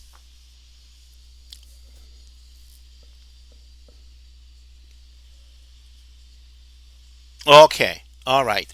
Now, in this position, is the white king sitting on a key square?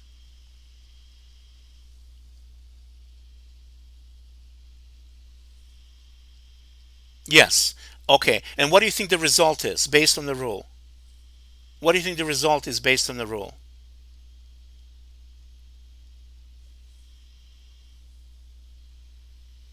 Yeah, the result is what? What's the result? Is it a win or draw based on the rule?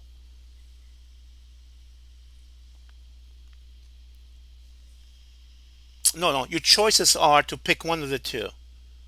Okay, with the king in front of the pawn by two ranks, by two squares in front of the pawn. If the king is standing two squares in front of the pawn, or two ranks on sitting on the key squares, okay, what is the result in this position? Does white win or is it a draw? That's the question. Okay, Ghostly says white wins. Anybody else?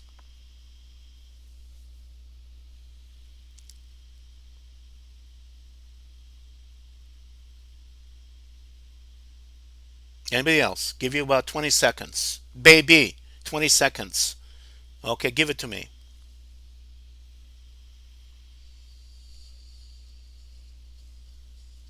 Yeah, baby. Don't be shy. Give it a try. Don't run away. Stay and play. Help the punk have a good day, baby. White wins. Okay, we have two answers, and you're both right. White wins. Why does white win? Because white is in front of the pawn, his own pawn. The king is in front of the pawn, and the king is standing on one of the three key squares. If the king is standing on one of the three key squares, it is always a win for the extra pawn. That's the rule. Now let's see how this works. All right. So now, if black moves here, okay, well I have a program for white to move. Okay. Now, right now the two kings are in opposition. Okay. That's called mutual opposition. They are in they are in direct opposition, separated by one square. Right? You see that? Okay, so basically we have two kings which are looking at each other. It's like a staring contest, a staring contest. Whichever king blinks loses. Whichever king blinks loses. And blinking means whichever king moves. Okay, um, well, that's not what I want to say. Okay, wrong statement. All right, so let me put it this way. The two kings are in mutual opposition, so if the black king moves, black king blinks, and therefore he loses. So if it's black to move and black moves, he loses. Okay? All right? All right. And now, so I want the black king to move. Okay? And what I do, I do have an extra tempo here. Okay, with the pawn. All right? So I make the move with the extra pawn move, and now the two kings are facing each other, right? And it's black to play, and he has to blink. He has to move. And when he moves, I go to f5, and this is called knight opposition. The two kings are separated by a distance of a knight. Okay, and now I'm clearing my way to the promotion square. And now, when now it's winning. So what does he do? If he goes back, I take a position again. All right, and my king is facing his king on the same line, separated by one square. Okay, white king has opposition.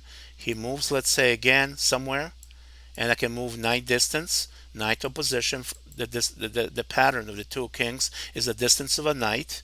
Okay, and when he goes here, I'll end my king here. And when my king is on the sixth rank, notice number six. Okay, and I bring my pawn right behind the king. That's called I win position. Okay, and this is the position you should memorize. So let me see if I can get to that position. Okay, let me get to that position. I'm gonna just make the moves and come here. Now you see this. The white king is on the sixth rank, and the pawn is right behind it on the fifth. Okay, now I want you to memorize this position because I have it coined as a I win position. Now why is it called I win position? It doesn't matter whose move it is, white always wins. If it's white to move from this position, white wins. If it's black to move from this position, white wins. Okay? Mia 322. Okay, are you going to be good or bad? Okay? Tell me.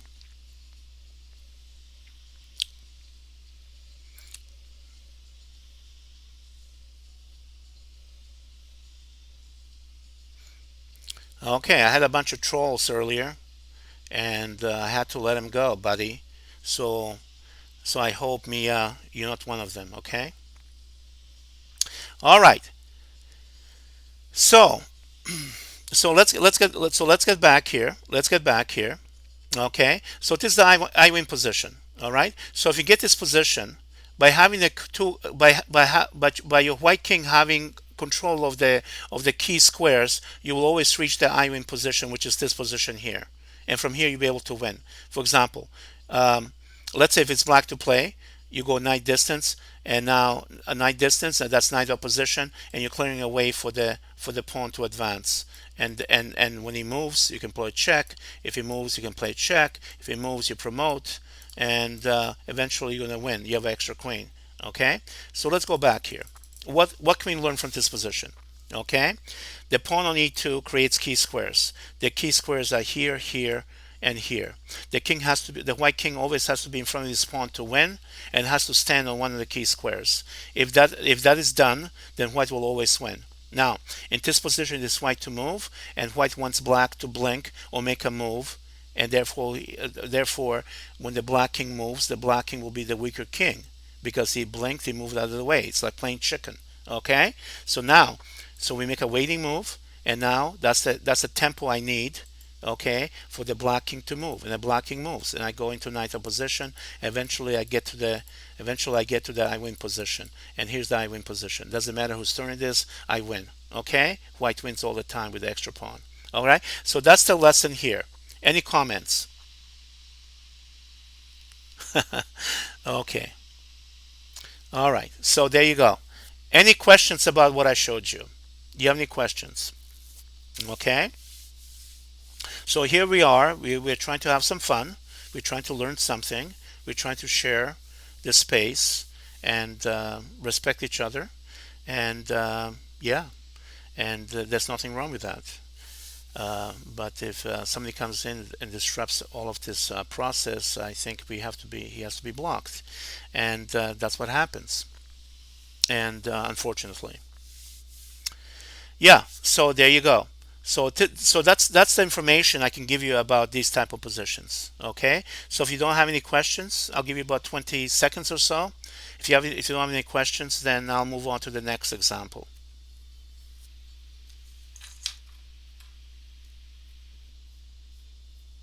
Baby.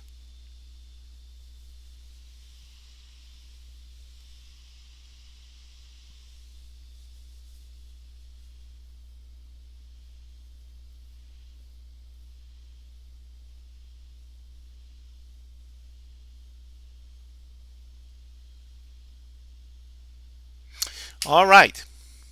Okie dokie. Let's see what's next here. What is next here? Okay. Now, this is an easy one, people, because the rule is so easy. It's so easy, you'll never forget it. Okay? And white has a rook pawn on a6. Yes? Is that true? Yes or no? Let me see. Let me see a yes. Let me see a yes.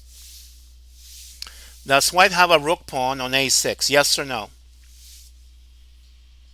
Yes. Now, here's the lesson. Are you ready? Are you ready? Here's the lesson, the rule. You remember this rule, and you're done. You know the rule. You know how to play this. Okay? And here's the rule. The rule says, okay, let me change this. When white has a rook pawn, which he does, and the defending king is in the corner blocking the rook pawn, it is always a draw. So who understands the rule? Who understands the rule? Let me hear a few yeses, please. Let me hear a few yeses, please. Let me see. Let me hear. Okay, that's one. Okay, can I hear? Can I have two more confirmations? We have one. We have two. Can I have one more? One more, please. Yes, baby. Come on. There you go. There you go. All right. And now let's go and test it out. Let's go test it out. I don't know if I have any moves. I don't have any moves, so I'll just play him. Okay. I mean, if I play here, it's a stalemate, right? Okay. The king cannot get out of the corner. Okay. What do I do? If I come here, you come up. I go here, you come down. I come here, you come here. I play check, you go in the corner. I come here, it's stalemate. Okay, there's no way to avoid this. Okay, so this is a defense by stalemate. Okay, so if I go here, stalemate. Okay, if I do something else, okay, I don't know what, let's say here, okay, you come up And if I do something stupid, I let go of the pawn. Okay, you can always pick up the pawn. It's a draw. King against king. It's a draw. Okay, neither side has an army. It's a draw. King against king is a draw. You cannot win. Okay, so there you go, baby. Okay, so who understands this? So it's pretty clear. Okay, rook pawns are drawn if the defending can get into the corner and block the pass pawn. Okay, by moving into the promotion square. Okay, it has to be a rook pawn. Okay, all right. Let's move on to the next one and see what we can pick up, baby. Let's see. Let's see. All right. All right. Now look at this one. Look at this one. And I will give you a concept. I will give you the concept in a second. But just look at this for a sec. And then we'll go from there. Okay. All right. So this is a rook pawn also. Okay. But guess what? Guess what? The defending king cannot get to the corner to block the rook pawn, right? Do we agree on this? Do we agree on this? The defending king cannot block the rook pawn, cannot get into the corner. Aha. But guess what? This position is also a draw. Now the question is why? Okay? And here's a second defense for black. He's gonna cage the white king into the corner. He's gonna cage the white king in the corner. So if the black king cannot get into the corner himself to draw, like the first rule, what's gonna happen is that black king is gonna jail or cage the white king in the corner, therefore producing a draw. Do you understand the message? Okay? Who understands the message? Okay, now let's test it. Let's test it. All right. So, so let's say I play here. Oh, I get okay. So let's say it's mine. Okay, I whose move is it? I don't know what move. Okay, okay. The only, if it's white to move, he's going to play here, right? And I play here. He plays here. I play here. He plays this. I play here. If he pushes, I come here. He's jailed. Stalemate. He's caged. You see that? Now let's go back. Okay, so let's say he plays here, I play here, I play here, and he plays here, I play here, he plays here, I play here, and if he pushes, now I caged him. Okay, he's caged. Okay, he cannot come out. He cannot come out. All the squares around the white king are shut down, and therefore it's a draw. Okay, so against the rook pawn you have two defenses, right? Against the rook pawn you have two defenses. Okay, so who can tell me the two defenses quickly? Okay, I'll give you a minute or 2 minutes to type it for me if you know what it is. For rook pawn there are two defenses. One is what, and what's the second one?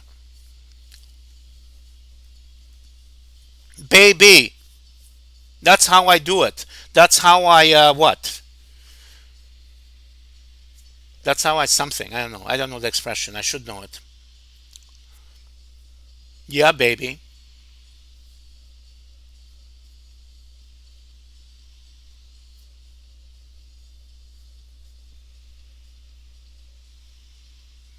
All right. So what are the two defenses for drawing against the rook pawn? Okay. So one is the defending king moves into the corner, blocking the pass pawn, producing a draw because the defending king can never be chased out of the corner, producing a draw. The other way to defend is to cage the the attacking king into the corner. And those are the two methods, okay, by which we can draw against the rook pawn. Okay? Either cage yourself or cage the enemy. Either cage yourself or cage the enemy. Those are the two choices. Okay? So use the one that works, and that's it. Okay, that's all I have to say about this type of position. Any questions? Okay, if there's no questions, type in no questions, and I'll move on. I'll move forward. All right, no questions. All right, here we go. Let me see what's left. Baby. All right. So this is the same position, but it's black to play this time instead of white to play. Okay. So if black to play, he plays here, and now if he continues this way, we can go back and forth, and we're going to reproduce the early example. Do you understand? Reproduce the early example, and there's the stalemate, right? And that's the early example. Now, let me show you something else. Okay, if I play here and he doesn't want to be jailed and he comes out, but then the king goes into the corner and he jails himself. And after the check, he's in the corner. And guess what? Guess what? The king is frozen. He has no moves. He has no moves. And if the king wants to protect the pawn, he has to go here and it's stalemate. Draw. The king is jailed. Okay? And if the king moves away from the pawn, okay, then pawn disappears. Draw. All right? Did you see that? Did you see that?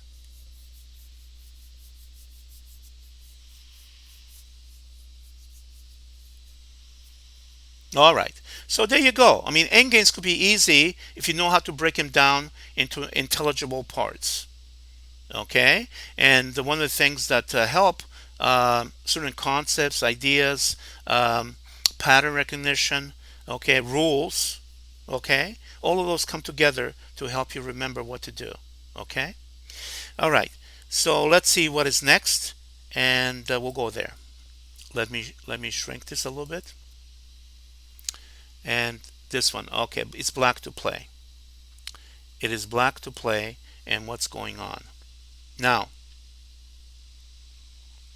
All right. Now it's black to play. Who can tell me what the result here is? Okay. So is this a win for white, or is this a draw for? Or is this a draw? Black is able to draw, and it's black to move. That's the question. Now, how do you figure this out? Maybe you have enough information from prior information I gave you. Maybe not. But first of all, give me your answer, and then we'll work from there. Okay? So it's black to play. What do you think? Okay, so Lil Host 2K says it's a draw. Okay? Okay, I need one more answer so I can have two answers. Okay, and then I'll explain and then see if things match. Okay, so 2K says it's a draw. All right? And Ghostly Bot says he doesn't know. Okay, that's a good answer. Okay, that's Socratic. I don't know. That's wisdom, baby. That's wisdom. Gracias. Namaste. Namaste. Okay. So, there you go. He doesn't know. Okay. So I got two answers. Okay, let me take over. All right? All right. Now, let me tell you. Remember, key squares are formed by the passed pawn, right? Do you remember that? So, this pawn has crossed the equator. This pawn has crossed the equator, and instead of having three squares, it's going to have six squares. Okay? So when the pawn crosses the equator, there are six key squares. So if the white king is sitting on any of the six squares, and it's going to be a win for white. Okay? Do you understand? Okay? Do you understand? Okay, so maybe I should do something here. Okay, let me. Well, how will I do that? Okay, I can do it, but I have to switch screens, diagrams. Okay, but okay, well, let's just look at this. Okay, so just look at this. The pawn is on b5. Okay, the pawn is on b5, and the key squares for the b5 pawn are six squares in front of the pawn. All right, and what do these key squares mean? These squares mean if the white king is standing on any of the six squares, white is going to win. All right? Okay? So, do you understand this rule? Okay, do we see a yes? Can I have two yeses or one yes?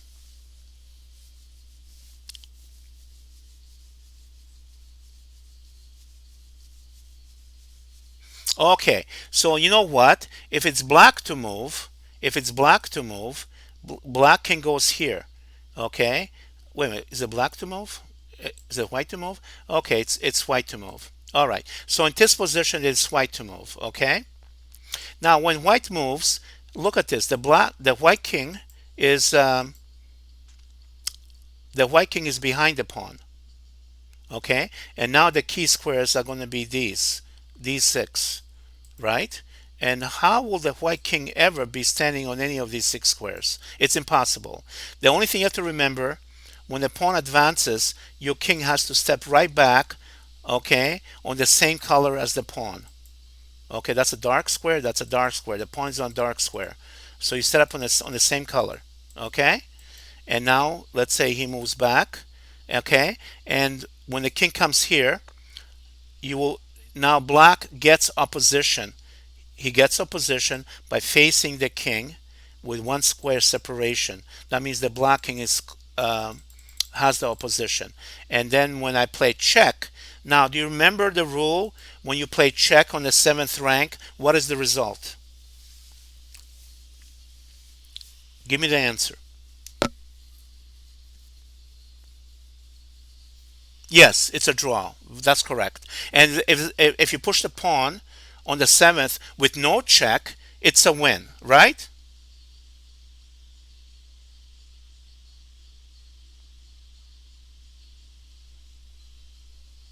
All right. Very good. Very good.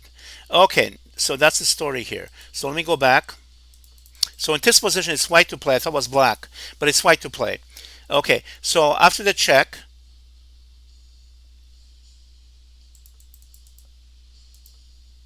so what happened? They change diagrams?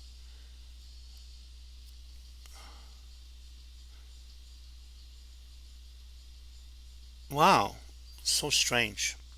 All right, hold on. All right, so in this position, let's say it's black to play. All right, so let's go back.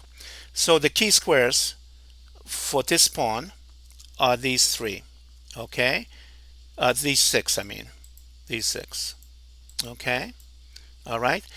If the pawn was behind the equator, then the key square is going to be three squares in front of the pawn, right? Three squares. But since the pawn has crossed the equator, it becomes six. Okay, and that's just the rule you have to remember. All right, and you have to occupy the key squares with attacking king in order to win. All right. So by playing this move, okay, how does the white king get to occupy any of the key squares? How? Okay, it's impossible. So let's say he pushes, and now by the rule I gave you, okay, the king is blocking the pawn. That means it's freezing him from advancing, and with his king has to leave the pawn, okay, and not block the pawn anymore. He will always go straight back, and the square he goes to will match the color square of the pawn itself. Okay, so these both squares both these squares are the same color. Okay, and the king is going to go back, and then after when the king advances like this, the black king is going to gain opposition, and the gaining opposition means to be on the same line with the enemy king with one square between the kings. So when he plays this, black has a stronger king because he's opposing the white king, and when the pawn advances to the seventh, that's a check, and check means draw. All right. So that's a situation. Okay. Okay. Okay. Um, does anybody have questions about this endgame that we looked at?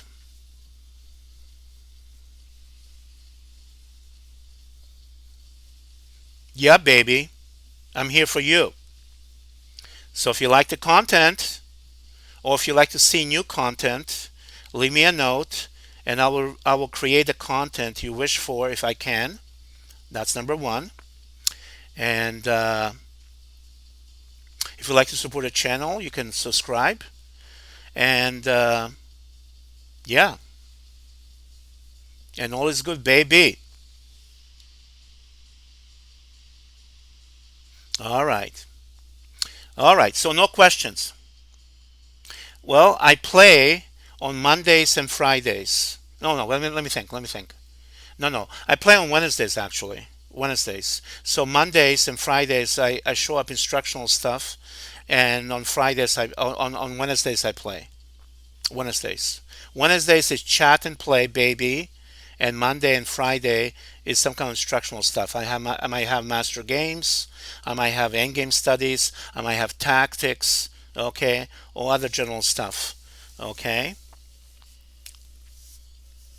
And then you can challenge me on Wednesday and challenge me, baby.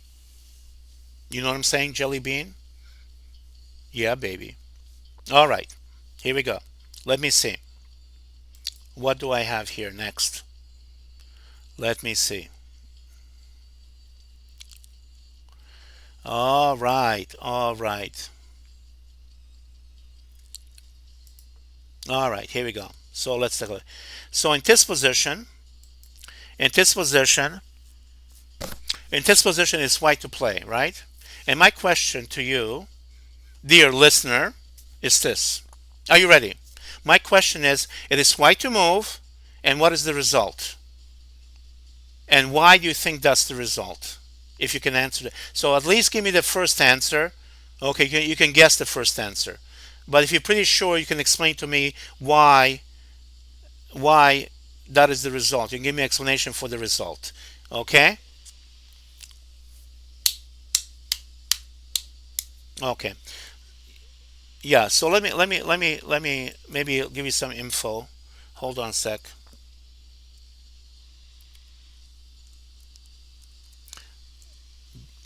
There you go, baby. Some bio for you.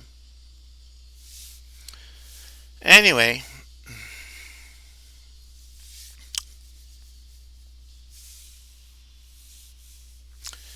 all right. Any statements? Any declarations? Any confessions?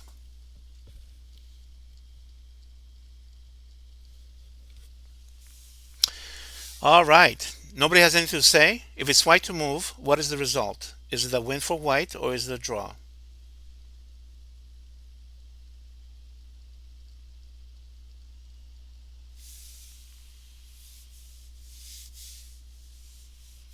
Nobody knows, huh?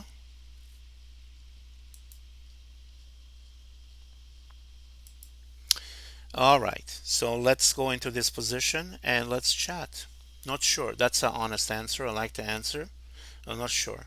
Okay, I'm going to give you a rule, and I think this rule I stated before, but I'm not sure you were there when I stated it. Okay, so I'm going to restate the rule, and I'm going to ask you the same questions after I state the rule, and you tell me the answer. Okay, so let me look at it, and here's the position.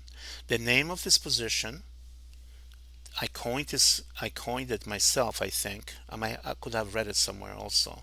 But I like the way this is coined, okay, for this position. If you notice, this is not a rook pawn, so this pawn has two sides of it, this side and that side, okay? All right, so it's not a rook pawn. A rook pawn only has one side. For example, if this was a rook, if there's a pawn here, it will only have one side to it, right? And if there was a rook pawn here, it will only have one side, okay? But pawns which are not rook pawns, okay, have two sides to them, okay? So this is a pawn that has two sides to it, and the king is on the sixth rank. Sixth rank. Do you see the number six here? Sixth rank, and the pawn is right behind it on the fifth rank. Okay. Now, so the name of this position, let's give it a name.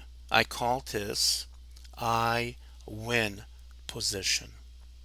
So I win position is when the king is on the sixth rank and the pawn is on the fifth, and the king is in front of the pawn, and the two kings, opposing kings, in opposition, in opposition, and there's one square between them. That's the pattern.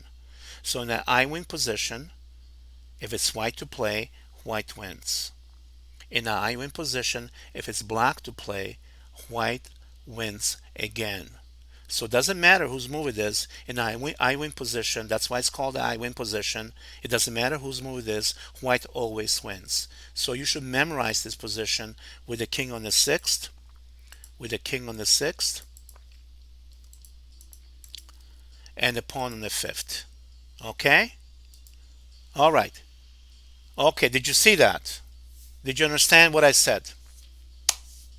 Who understands what I said?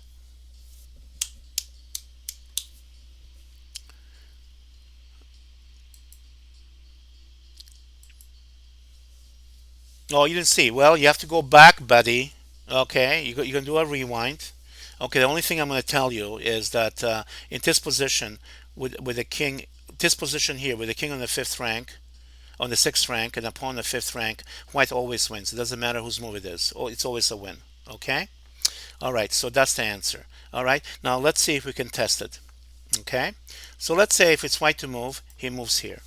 Okay? Black moves, and now we can push this, and guess what? When the king moves again, we move the pawn to the seventh rank, and guess what? Is that a check or no check?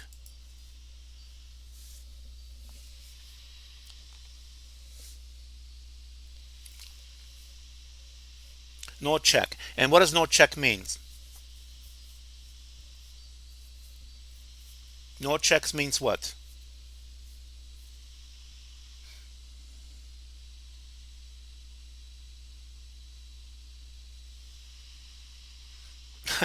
No check means it's a win.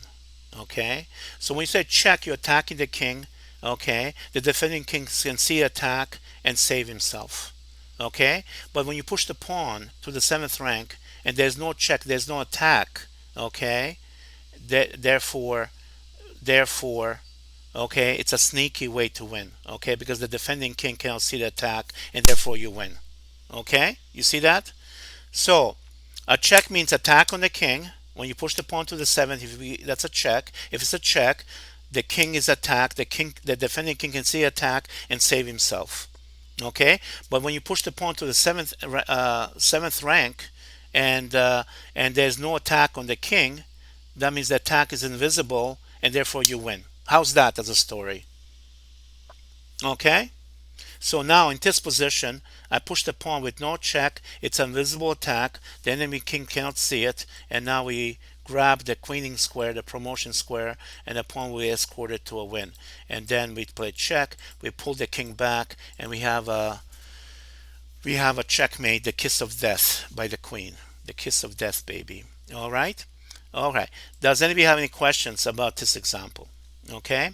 And what should you learn from this position? What should you learn from this position?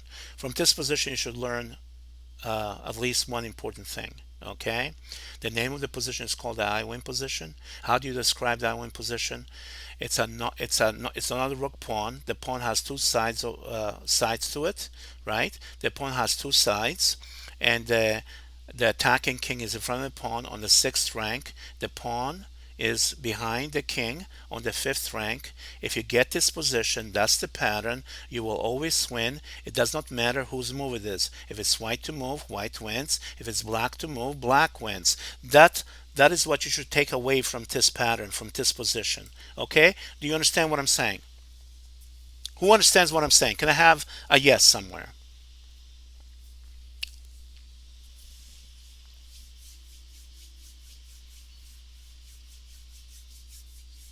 Okay, great, great. Let me see what's left here. Let me try again.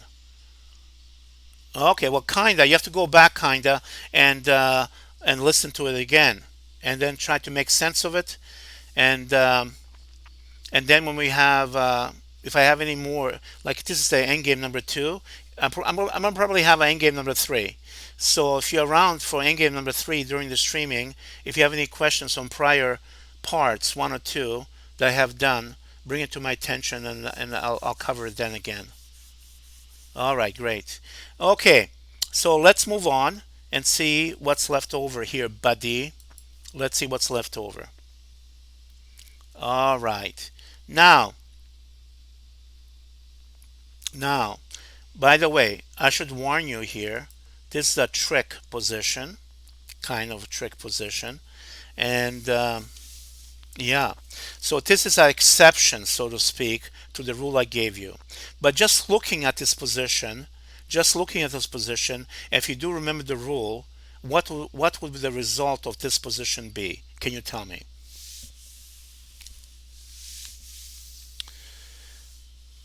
And remember, yeah, yes, that is correct. You would think it's a draw. Oh, welcome, welcome, Vefat, welcome. I don't think I've seen you before. Welcome to the stream. Yes, that is what you expect to happen. You're absolutely correct. Okay, we'll talk about this. And I covered this earlier. I'm not sure if you were there when I covered it, but you're correct in a way. In a way. Okay? But I said this is an exception. And but you know what? Here's the question. Okay, if he's able to go in a promotion corner, okay, it's a draw. Agreed? Okay. So if the king is able to enter the corner, okay, is able to enter or stand on the promotion square, it's a draw, based on the examples I gave, right? But if the black king cannot get into the corner, then maybe white can win. If the see the reason black draws when the bishop is the wrong color is because the black king is able to get in the corner and stay there. Okay? But if the blocking is never able to get to the corner, I wonder if the verdict will be the same or different. So that's what we're going to do here. Okay, let's take a look. Okay, so in this position, it is white to play. So white plays this move, and let's see what he just did. Okay, he shuts down these squares. Okay, and then he's going to play this and affect that square. Okay, and guess what, this square will shut down. If these squares are shut down, can the king get to the corner? Okay, so the bishop shuts down these. Okay, and when the pawn moves, it will shut down that one. Okay, so now let's say he plays here, right? All right, and now I push the pawn. Now if you remember the rule of the square, this is the rule of the square. Okay, and here's the promotion square, and then I come here and I come here and I draw a square. Now, if the black king is inside the square, then he'll be okay. But notice, for example, how does he get inside the square? If he takes here, if he takes the bishop, it'll be white to move. Right now, if he takes the bishop, he's outside the square. Okay. By the way, who knows the rule of the square? By the way, can I hear some answers? Does everybody know the rule of the square?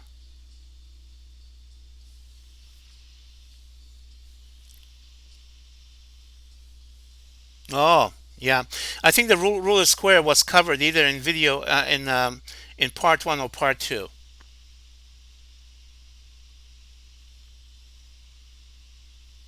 Okay, in part one or part two, I covered the rule of the square. Okay, and so the rule of the square says this. Okay, let me just do this. Okay, hold on. Let me go back. Okay, okay, okay. Um, okay. So if the pawn has moved, we draw a square. Okay, forget. Okay, let's forget the bishop is gone. The bishop is not on the board. Okay, let's just forget the bishop. So this is going to be a race between the pawn and the king, right? Okay, the pawn and the king. All right, and the rule of square says if the king is inside the square, the king will catch the pawn, and the pawn was going to perish. And let's pretend the king, yeah, this king is not it will not be involved at all. Okay, it's going to be just a pure race between the pawn and the king. So the pawn is going to try to promote, and the king is going to try to stop it. Okay, that's the equation. Okay, and the way you do that, you draw a square. The square has four corners. This is the first corner, right? This is the second corner on a diagonal. The third corner is the promotion square, and now we have a triangle. Okay, we have a triangle, and we flip this triangle to the other side and becomes a square. Okay, and now the rule says if the king can enter the square, Okay, but right now the king is inside the square. So if it was king versus pawn, it's a draw. The king is going to be able to win the pawn. Okay, but let's say if the king was outside the square somewhere, see, outside the square, and if it's black white to play here, white wins because the king is outside the square. Okay, if it's black to play here, the black will move inside the square, either here or here, and then he wins the pawn. You see, so that's the rule of the square. Okay, do you understand a little bit what I'm talking about? So basically, the rule of square will give you the information that you don't have to calculate or count. I go there, he goes there, or count 1, 2, 3, 4, 1, 2, 3, 4, whatever. I make four moves. You don't have to do that. You draw up a square, a geometric figure, and then visually you can tell is the king inside or outside the square. Then you know the result. Okay, that's the idea. Do you understand what I'm saying? Anybody?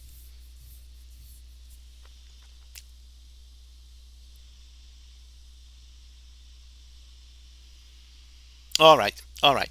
So let me get rid of this again. If you want to get more explanation on this concept, you have to visit um, Endgame number 1 or 2. I'm not sure in which I put it in yet, but I covered it in one of those two. Wait a minute. No, wait. No, I'm sorry. In one, I only did one. So that this is two. So this is two. So I did one before. So it'll be in one. Okay, somewhere in one. Okay. All right. So this is two. All right.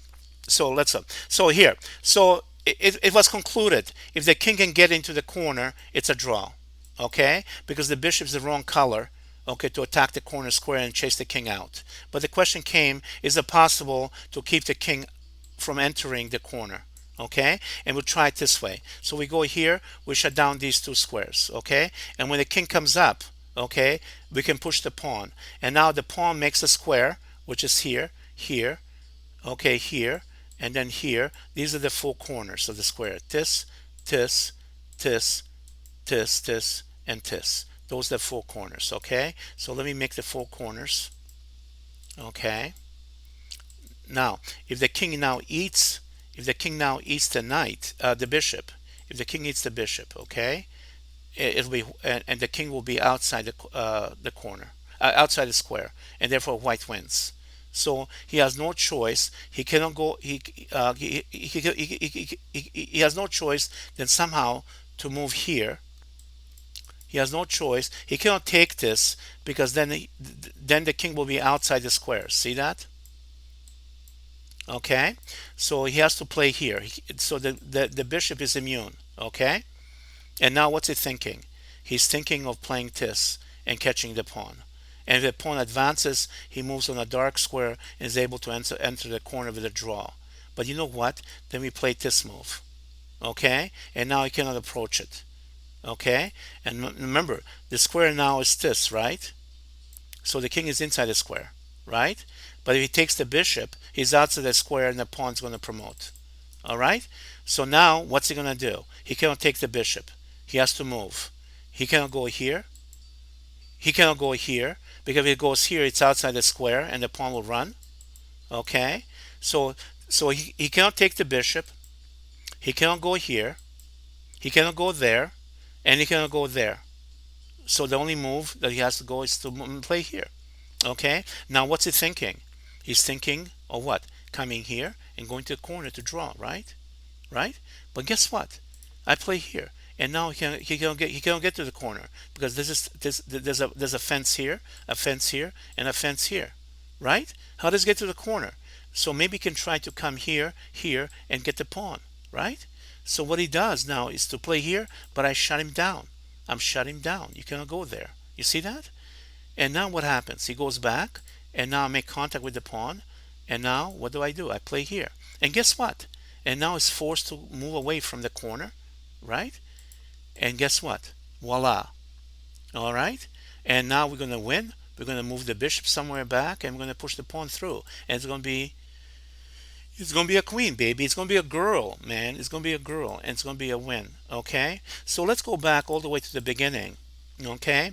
Now, your conclusion was totally correct. Okay, we have a rook pawn, promotion square is dark, right? And we have a white square bishop. That's a mismatch. So if the king is able to get to the corner, okay, it's a draw. But okay, but there's interference. And I'm gonna try to shut down the path to the corner, okay, with this move. Okay, so the bishop cuts the path, closes the path, right? And I'm threatening to promote the bishop is taken. And now the king, oh, I'm sorry, the bishop cuts the path again, okay? And now the bishop cuts the path again. And now the king cuts the path, the white king. And now the king makes a connection with the pawn, and then he moves there, and now the black king has to move away from everything, and then the king moves in, and it's all over. Okay, so did you learn something from this? Anybody? Talk to me, baby. I think you have to kind of review this, set it up on the board, play it. Okay, make some footnotes, make some notes, some bullet points of what I'm talking about here, and then test it over the board, and you'll see it's true. Okay, and that's it. This is how simple this is. Thank you, VFAT. Thank you. So where are you from?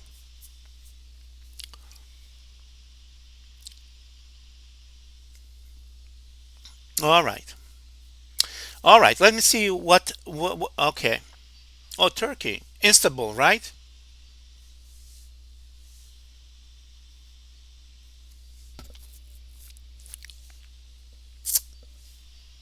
Ah.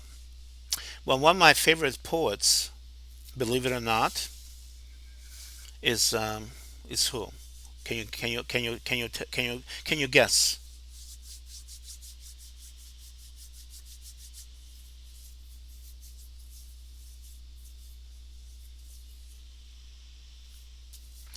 One of my favorite poets, Rumi, baby, Rumi. You don't know Rumi?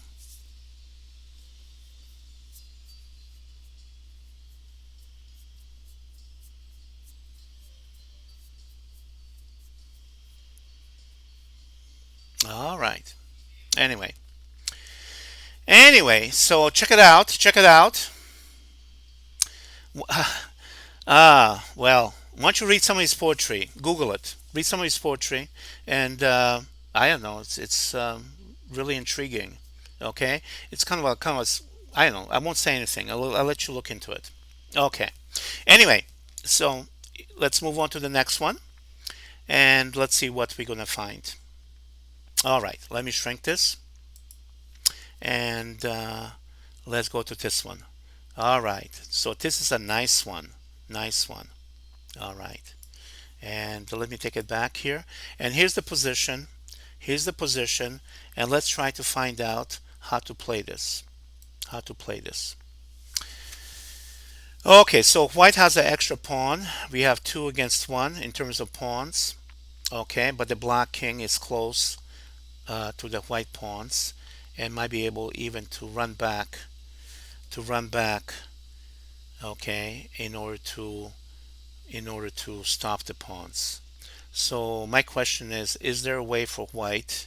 Is there a way for white to play in a particular way where white is able to get a pass pawn and promote safely? That's the question. All right. So that's the question.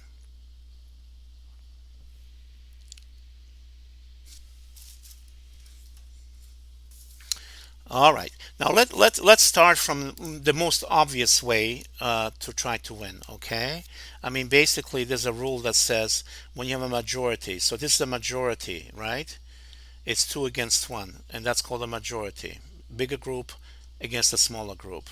So one is small, two is big, two against one, majority versus minority. Okay? So this is a mismatch. And there's a rule that says you should push the pawn to create a pass pawn by pushing a pawn which is unopposed. So this pawn here has no pawns, no opponents in front of it. So according to this rule, the pawn that you should push is the unopposed pawn. That's a rule. But in this situation, it doesn't work, okay, because we can yam it, and when we yam it, we go here, and now we're in a position to hold everything. And why is that? Because basically, in this position, the key squares for this pawn are these six. So let me show you. One, two, three, four, five, six. So the white king has to be on the one of the green squares to win, and that's not impossible. That's impossible. Okay, it's a draw. Okay, and I can play a little bit further. Okay, now black king is blockading the pawn. So now he has to leave the blockade, and he's going to go on the same color on the same line with the pawn. And when he's faced, he's going to have opposition.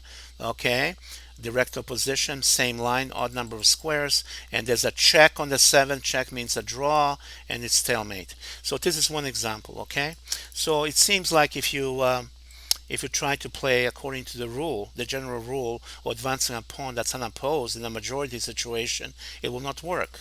Okay, so let's say even after this, if I play this, he's going to come back. Oh, that's the one we looked at. Excuse me. Let me go back a little bit. Let me go back. Let me go back. Let me go back. Um, Let me go back. So let's say if I play here, for example, I pass the pawn. I'm trying to promote in 2 moves, right? Okay, it will come here, right? And that's a draw. And okay, so let's say he goes here, he plays this, I play here, I play here, he plays this, and guess what? It's a rook pawn, and the black king has blockaded the rook pawn. According to the other rule we have learned, it's a draw, right? Are we all clear on this? Okay, so if we play according to the rule by pushing the unopposed pawn, when we have a majority to create a pass pawn, it will not work. And the reason it doesn't work is because of this. Let me show you. The reason it doesn't work is because when we push the pawn, the king has access on c6 to come back and stop everything. All right? So that means we have to push a pawn and not allow the king to get to c6. All right? So this diagonal will not be accessible to the black king. All right? So now how can we do that? We do that by playing this move. No, that's not the move. Let me see. By playing this move. Okay? And now this diagonal is closed, right? By the pawns. All right? So if he's going to move something, he has to move the king here, right? And now we push the pawn. Okay, and now if it's taken, notice, if it's taken, here's the rule of the square, right? Here's the rule of the square. And what does that mean? It means that if the black king can enter the square, it's a draw. But guess what? Right now the black king is outside the square, and it's white to move, and white will move, and the square now, the king is outside the square because he's outside the square, and he cannot catch the pawn because it's promotion. So let's go back here for a second. Okay, so the correct move is this: when you have A and B pawn, A and B on the A file and the B file, right? And against the A pawn, okay, the idea is to freeze the A. No, that's not the idea. The idea is to freeze the A pawn, okay, and not give black access to C6 because the B5 pawn is still there, okay. And now when the king moves, we can push. And now we saw what happened if pawn takes pawn, okay, okay. And if he tries to go around, and he's hoping that when this is played, he can come back and control everything, getting a draw. He's mistaken because we can play now pawn takes pawn, and we have promotion next move, and that's winning. Okay, so let me go back. Let me go back. And okay, so who understands a little bit about this position? Okay, let me see a yes, no, maybe, perhaps. Let me see if there's any life signals, any life signs out there. Let me see if there's any life signs. Okay, okay, perhaps. That's good. That's good. That's good. Okay, okay. All right. All right. So this is not so quite clear yet. Okay. So let me make another run to it. Okay. Now you understand that we have a majority, 2 against 1, right? You understand that? Yes.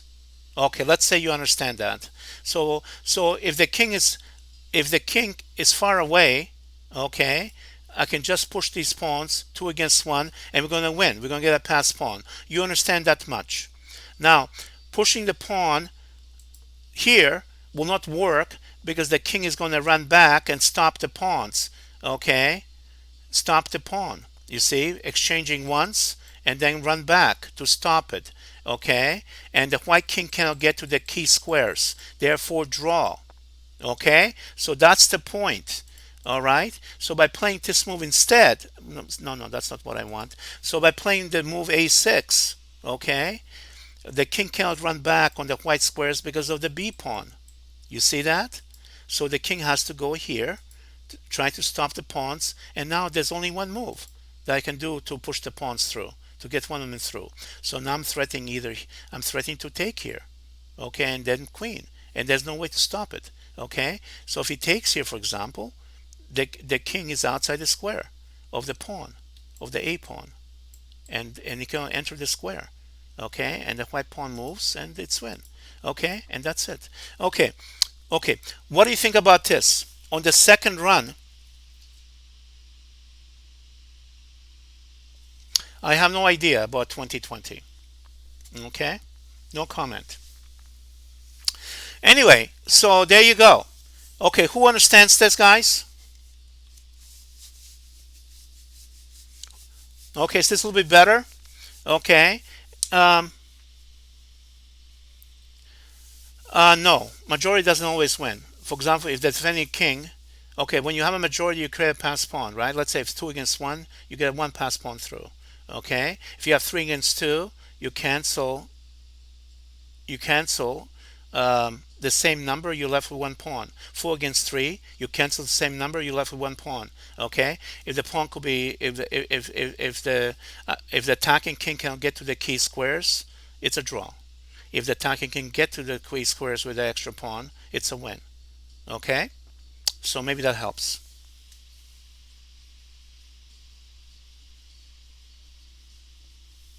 Anyway, all right, marijuana is puffing again. Okay, so here we go. All right, so let's see what's left over here, guys. Let's see what's left over. I mean, we should be coming pretty close to an end, I would think. Who knows? Okay, all right. So this is a very interesting position. Take a look at it. It's 3 against 2. We have a majority. And you know what? Somebody raised the question: does majority always win? Right? And Vefat asked that question. Okay, so maybe this example will shed some light to that question. Okay, now the defending king is very close to the white pawns, and the white king is far away. All right, so whatever is going to happen has to happen with the 3 pawns against the king and 2 pawns. All right, now what's the result? Okay, that's the question. What is the result? To be or not to be? That is the question. To be or not to be? All right. To be means we're going to promote. Not to be means the pawn will be stopped and there will be no queen. That's what it means, to be or not to be in this setting. All right. Now,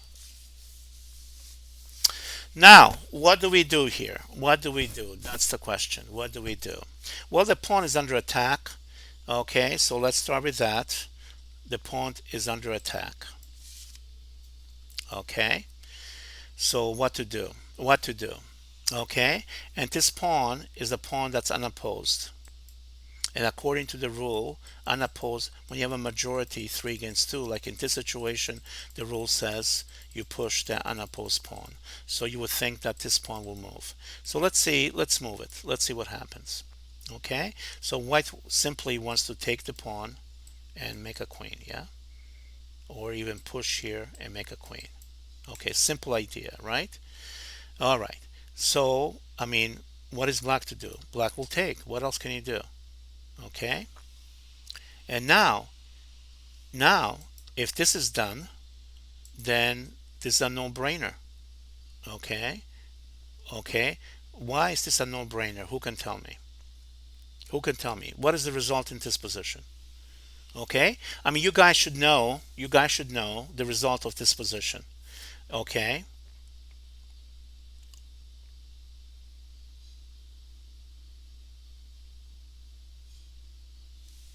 Yes, it's a draw. Why? Okay, let's look at it. Let's look at it. Okay, whose move is it here? Okay. Um, okay. So what's going to happen is the king is going to eat the pawn, and then black is going to have a pass pawn, and it's going to be a rook pawn, right? Rook pawn. And if my king can get into the corner, according what we have studied, okay, according what we have studied, okay, it should be a draw, right? So now when it goes here, we go here. He has to eat the pawn, and we move here, and he moves here, and guess what? There's no way, there's no way we can lose because our king is in the corner and he's fighting a rook pawn. According to the rule, it's a draw. So I'll stop here. And if you want to review the material on this subject, you can go back and review it. Okay, so let's go back. Okay, and so after the pawn is pushed, okay, he takes. Now, and we have seen what happens if he take here. It becomes a draw. Okay, so now what's left? So this is a draw. So what happens if I push here? Okay, what happens if I push there? That's the question. Okay, what happens there? Okay, and that's the next question. And I'm hoping either to take here and make a queen, or to come here and make a queen, right? And if he takes and I take back, okay, I'm hoping to push by and make a queen. Now the question is, what's the question? If he takes and I take here, it's his move. And if he pushes by, he's going to sneak in and stop the pawn. Okay? All right. So let's go back. So after this, um, if he takes here, right, the only move is this. And now let's look at the square of the pawn. The square of the pawn. So the pawn is here. Let's draw a diagonal. Let's make, now we have three corners. And the fourth corner must be this. Okay? And now it's black to play. It's black to play. Okay? It's black to play. Black on the move must enter the square. And there's no way to do it. And now we just win. Okay? So this example is an example of breakthrough. Breakthrough is the word. And what is breakthrough? Breakthrough is usually seen when same number of pawns attack the same number of pawns, 3 to 3, 4 to 4, or something like that. And it's possible to create a pass pawn and therefore win. But this is a majority versus minority, and it's also about breakthrough. But the king is the substitute for the pawn that's missing in black's group. Okay, and the king is also more powerful. But if we sacrifice two pawns, the king is out of position to stop the h pawn, and that's what happens, right? Oh, that's not, that's the one that draws. And then we continue it this way, and after this we have to now put the king outside the square by pushing here, and that's it, and that wins, right?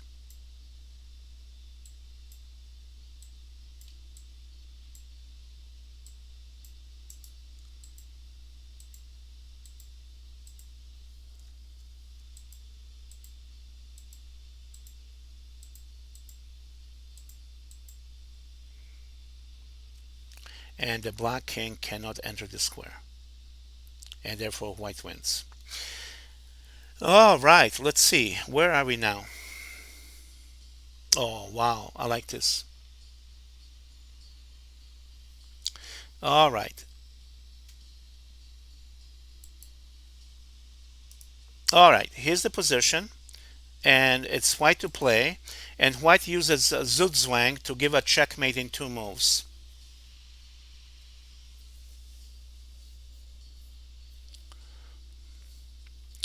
So how can we create a mate in two by white using zugzwang?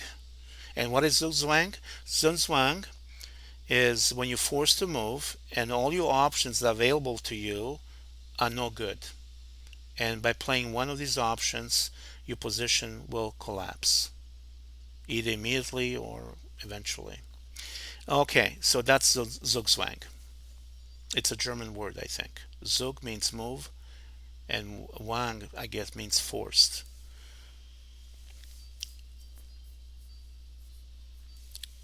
Okay, so how does white force a mate in two?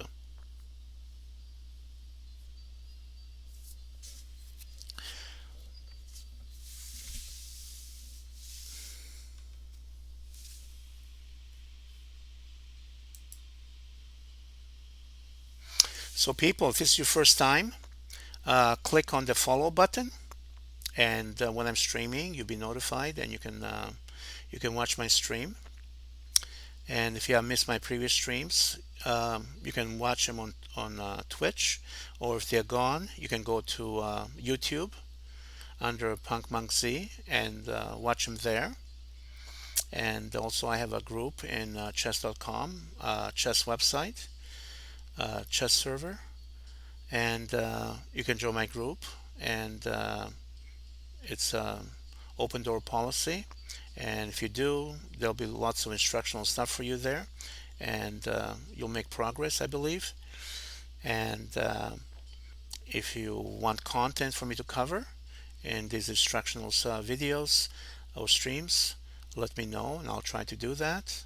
And yes, don't forget to subscribe, please. And here we go.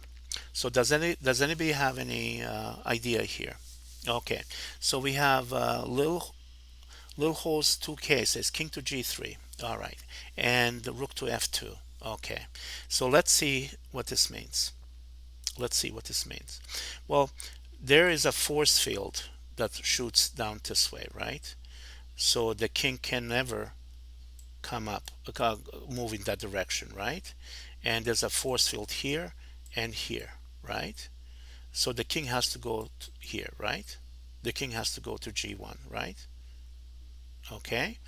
Now, white anticipates that by moving over. Okay. Now the same force field is kept in position. You see that? Okay. So this square shut down, that square shut down, this square shut down, this square shut down. Okay. So now black only has one move. And now we have direct oppositions, where the two kings are facing each other. Okay. And this king sets up a force field on these three squares. Okay, so the black king cannot come up. So in a way, the black king is kind of caged, right? And then the rook drops down to e1 to give checkmate. So whenever the kings are in opposition, you should be looking for checkmate. Whenever the two kings are in line and you have pieces like a queen or rook, okay, you should be looking for a checkmate. Okay, and remember what I said. Okay, when two kings are facing each other, okay, that puts the defending king in a jail, in a cage. You see that? Then you should be looking for immediate checkmate with a rook or a queen. All right.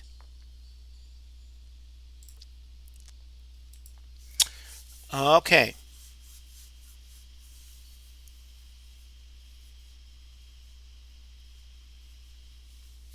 All right. So did you get that? Did you get that, buddy? Did you get it? Okay. Let's say you did, and let's move on, and let's see how far we are from completing this. Oh, well, maybe a few more. All right. So let's take a look. What is this about? Okay, white gets opposition by so white gets opposition in this position, and opposition forces Zugzwang, and then white is going to win. Now, can anybody tell me here if you have seen something similar to this before? Have you seen something similar to that before?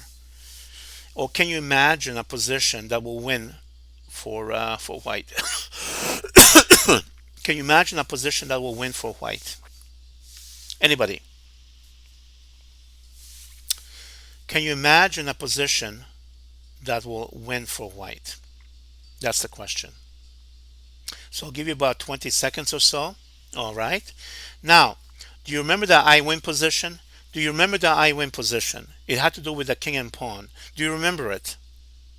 Try to go back in your mental files and try to remember the expression or the coinage I gave. I win position. Okay? The king, the stronger king, the king is on the sixth rank and the pawn is on the fifth. Do you remember that? Anybody? Do you remember that?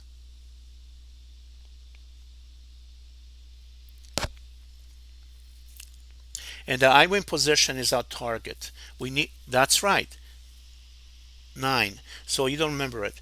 Okay, well, it was covered earlier. Right, exactly, Ghosty. Yeah, so basically, if I'm able to, okay, let me show you. If I'm able to come here and win the pawn, you see this? My king will be in the sixth rank in front of the pawn. That's always winning, according to the rule I gave. Okay? Okay, king on the sixth, pawn on the fifth. Okay, always winning. Always. So this is called I win position. Doesn't matter whose move it is. If it's white to move, white wins. If it's black to move, black wins. Sorry. Let me take it back again. Slap, slap. If it's white to move, white wins. If it's black to move, white wins again. Okay? And this is our position. Now, do you know what your target is now? Do you know what the target position is? Your target position is the I win position. Okay, who understands this? Can I hear a yay?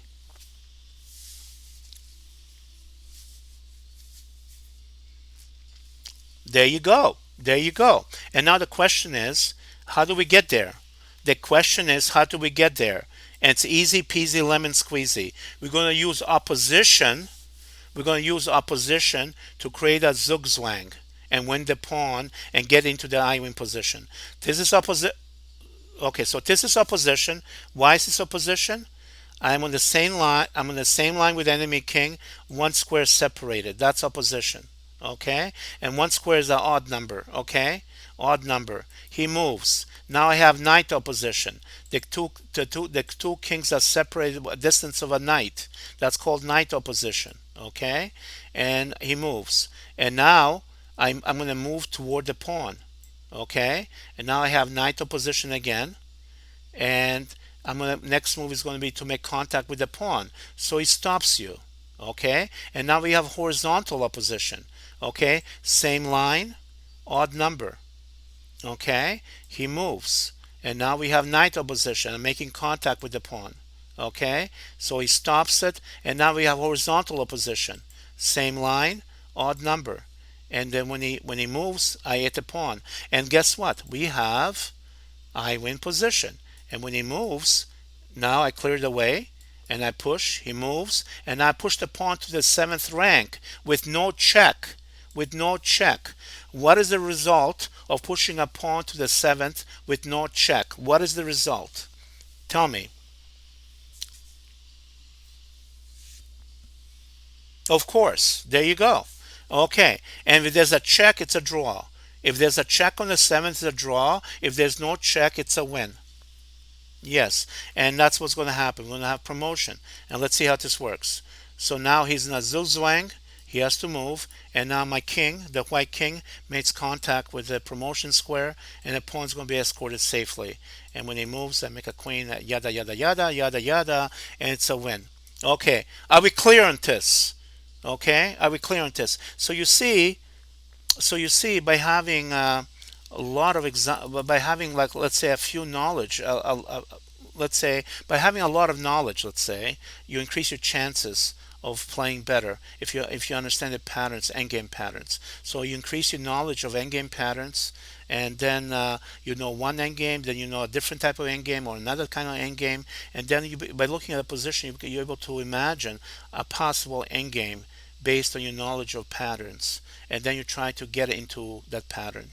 And that's how knowledge works. And then you don't have to calculate so much because you already have defined what the aim is, what the goal, and then the means have to be developed. Okay, and that's called calculation. All right, so that's it. That's how simple this is. All right, so now let me do this, and let's go on to the next one. Okay, now, all right, now get familiar a little bit with this position. Get familiar with this position a little bit, and then we'll work it through. Okay. Now, can somebody tell me? Can somebody tell me? It is white to play. It is white to play. And can somebody tell me what is the outcome of this position? What is the result? Okay. Is it a draw or is it a win for white? That's the question. Okay. I'm looking for two people to respond, and then I'll examine the position, and we'll talk about it. Okay, so you're gonna chat with me and say yes, it's a win, or no, it's a draw. Okay, so is a yes for a win or no for a draw? Which one is it? Two responses, please. Okay,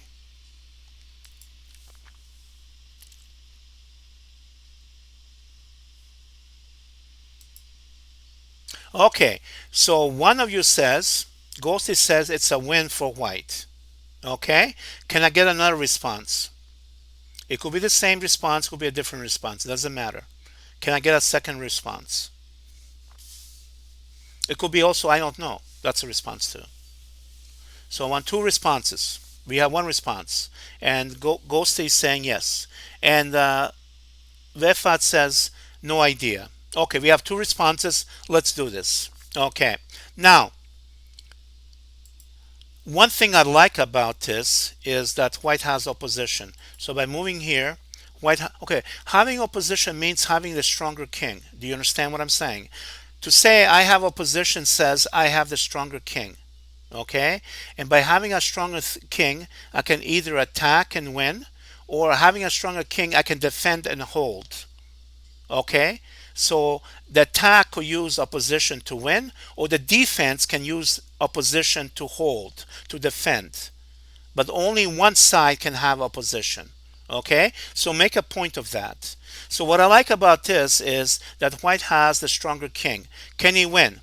So let's say he moves. We go into knight opposition, he moves. We go into knight opposition, he moves to stop me from making contact with the pawn, right? And then I move here. We have horizontal opposition, same line, odd number in between, and he moves. I make contact with the pawn to eat it, and let's say he holds. I move here. I have horizontal opposition, one square in between. He moves, and I eat, and I win the pawn. Now, I have a g pawn. I have a g pawn, and who can tell me what the key squares are for the g pawn? Okay, there are three key squares. Can somebody tell me what they are? And that's going to give us more information what the result might be.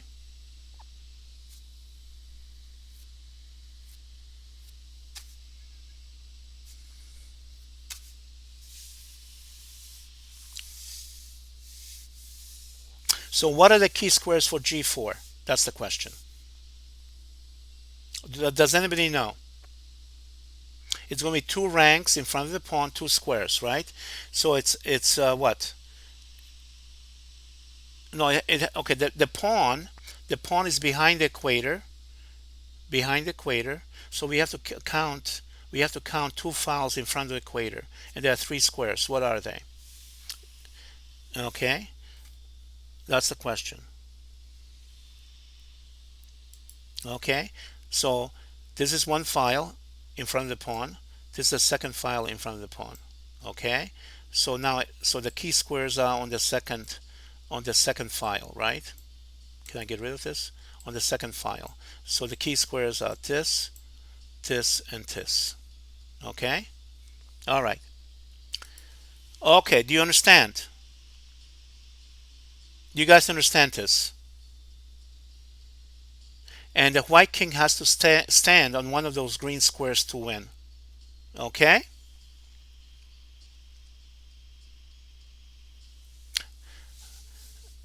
The key squares are two ranks in front of the pawn. Two ranks. And you're saying f5, g5, h5, that's one rank. We need it to be two ranks in front. Okay? Do you understand me?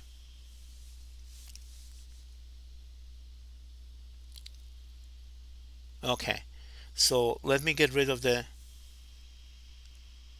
Yes, yes. F6, G6, and H6. Those are the three squares. Three squares.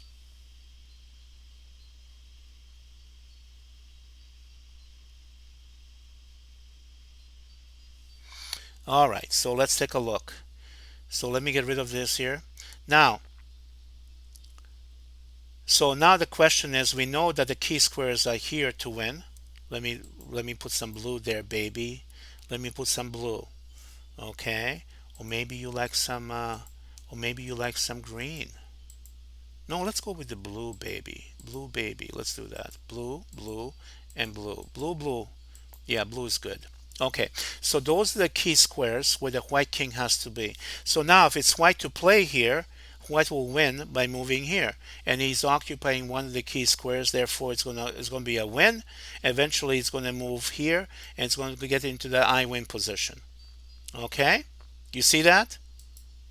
Alright. So here are the key squares. Okay, let's go with the blue again. Blue, blue, blue. Let me have a little blue. So here are the key squares, and if it's white to move, white is going to go to f6 and win because he'll be standing on one of the key squares. And the rule says in a king and pawn endgame, if you get to the key square, you win with the king. All right. So white to move, he gets to the key square f6, right? So in this position, it is black to play. It is black to play, and tell me what the result is. What is the result with black to play in this position?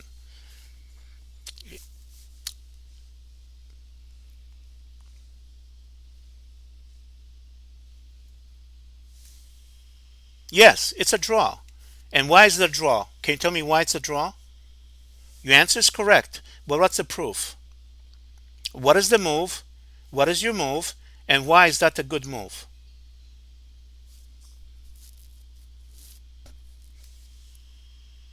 Well, yes, yeah. Okay, that's good. He gets a position. That's good. Okay, all right. So let's do this. Okay. So by playing this move, he gets a position, and he stops white from going to the key square.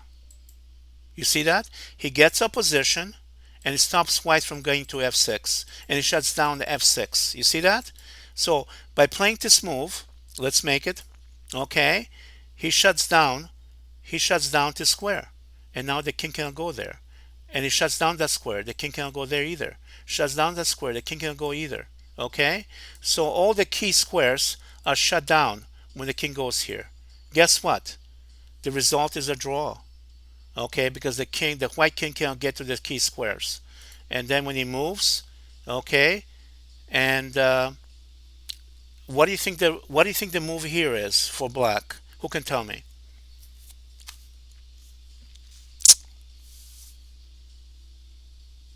What is the move here? Okay, I'll give you choices. Okay. Oh, you give me. Yeah. So the move is f7, and that is correct. That is correct. Okay. So let's take a look. I mean, if it moves to h7, then I go to here, and now I'm two squares. Now I have reached the key square. We're gonna win. So if the king goes here, we can go here, and now I'm on the key square, okay, of the G pawn, right? One of the three key squares. I'm standing on one of them, and I win. Okay. All right. So now in this position, this is the correct move, right?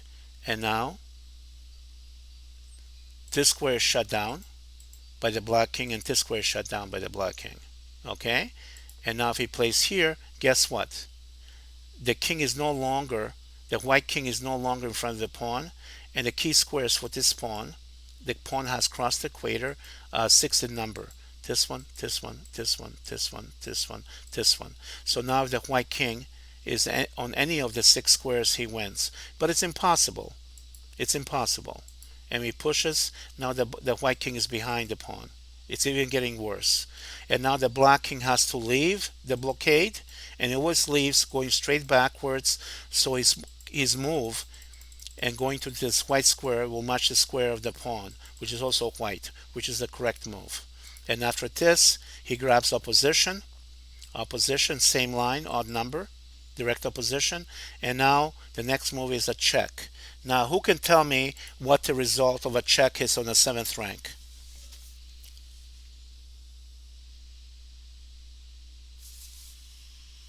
What is the result of a check on the seventh rank? Yes, check on the check. It, no, it's on G7. So G7 is the check, right? Not F7. So yeah, it's a draw. So when you play G7 check, it's a draw, right? And why is that? Let's take a look. And now the king moves. The king moves. And now if the white king moves away from the pawn dies. To hold the pawn means stalemate, and therefore draw. Okay. So, dear audience, did you see all of this? Did you see all of this? Okay. Okay, raise your hands if you're learning something. Oh, sorry. Um, okay, thumbs up if you're learning something. Are you learning anything? I'm just curious.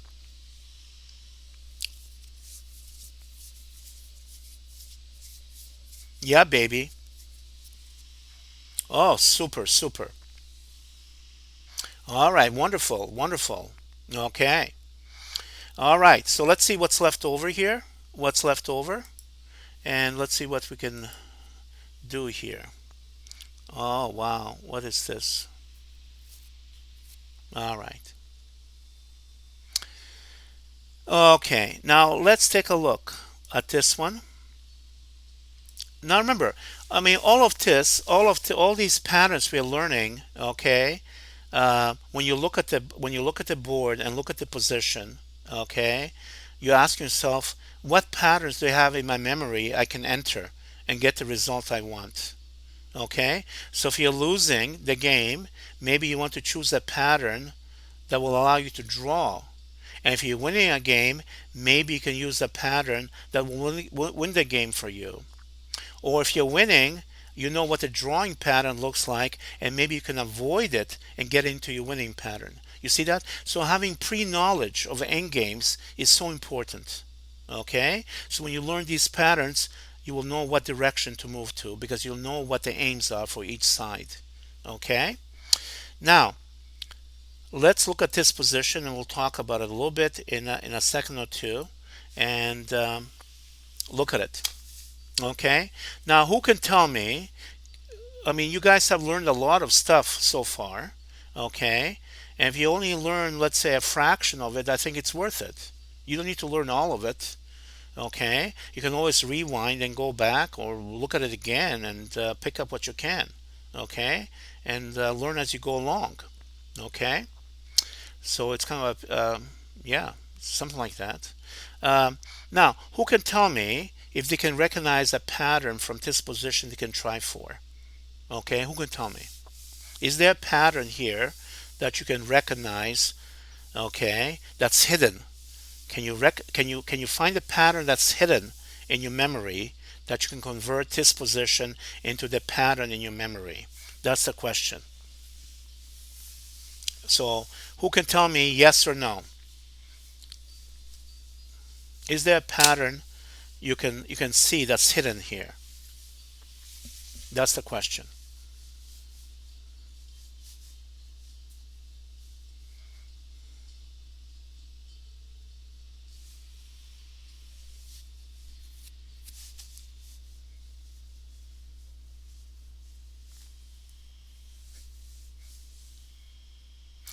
Lil Host 2K, welcome back.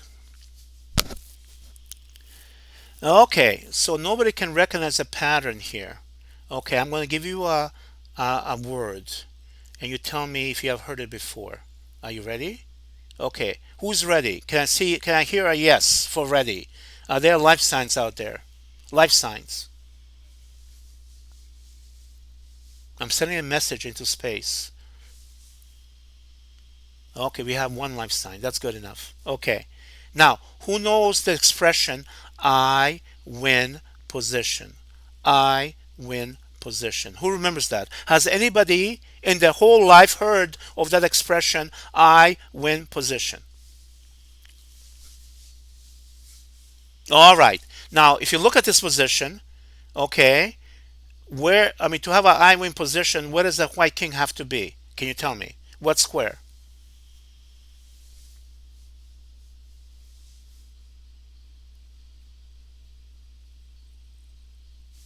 Yes, G6, exactly. Now look, guys, okay, that's a target. I want my king to be here. And then the pawn is behind, and I have a I win position. Okay?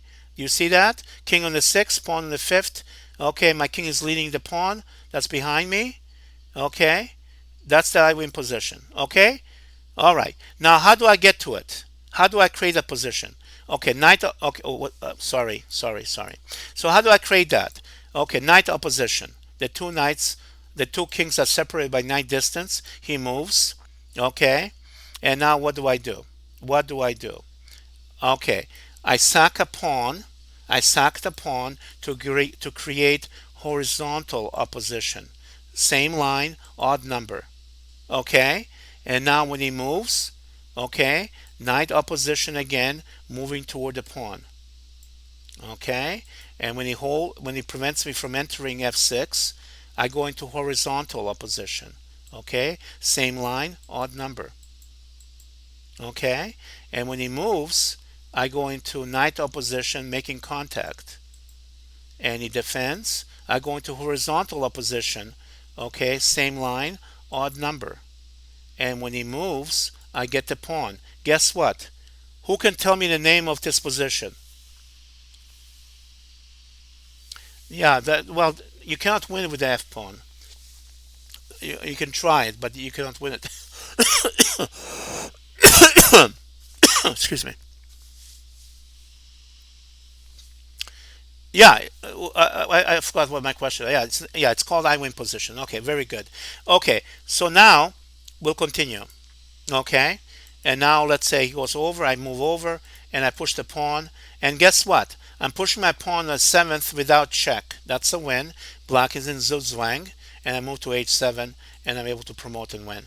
Okay, now let's take a look after some moves. Okay, hold back. Okay, so what do I play? How do I play here? How do I play this if I'm going to make the f pawn promote? If he plays here, I can take opposition. And if he checks me, I have this move. And now, white is going to lose f7, right? f7. So what do I do? Let's say here, I take. Let me see. Wait a minute. Yeah, I take. And now we have horizontal position. So again, we're going to win now by sacking the pawn. You see that? Okay, but the point is the f pawn could not promote. Okay, I mean, how do you promote the f pawn? Okay, here's the position. Okay, let me go back. So if I go knight opposition, and let's say it goes here, and I push the well, okay, hold on. Okay, hold on. So now, if I'm going to hold the pawn, I'm going to okay. What am I going to do? I mean, if I go here, he has opposition. If he goes here, he goes there. If I go here, it's stalemate, draw. So that the f pawn did not help me. It's a draw. Okay. So now what else can I do? I don't know. Let me look. Okay. Let's say I go here. I go here, and now black takes horizontal opposition. Okay, one square in between, odd number. Okay. Then what? Here. Okay. Horizontal again. Black takes opposition. Black has opposition. Okay. And if I play here, take, and now it's a draw. Now here, right? And now we can win now with the f pawn gone. So the f pawn could not do anything. Okay, we have to sack the f pawn to get it into the I1 position by having a king on g6 and a pawn on g5. Okay, so that's what it means. Okay, so there you go. All right. So how far are we from completing this course today? We must be very close, guys. Okay, let me see. Oh. This is so pretty. This is so pretty. Okay, hold on. So let's take a look at this position. It is white to play.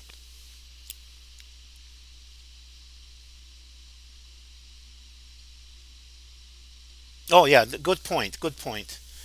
Good point. That's a good point. VFit. Good point. Right. That was a good point. Very good. Okay, look at this position. It is white to play, and white has a pawn. That white is -1, right? White is -1 and black is +1. Agreed? Do we agree on this point?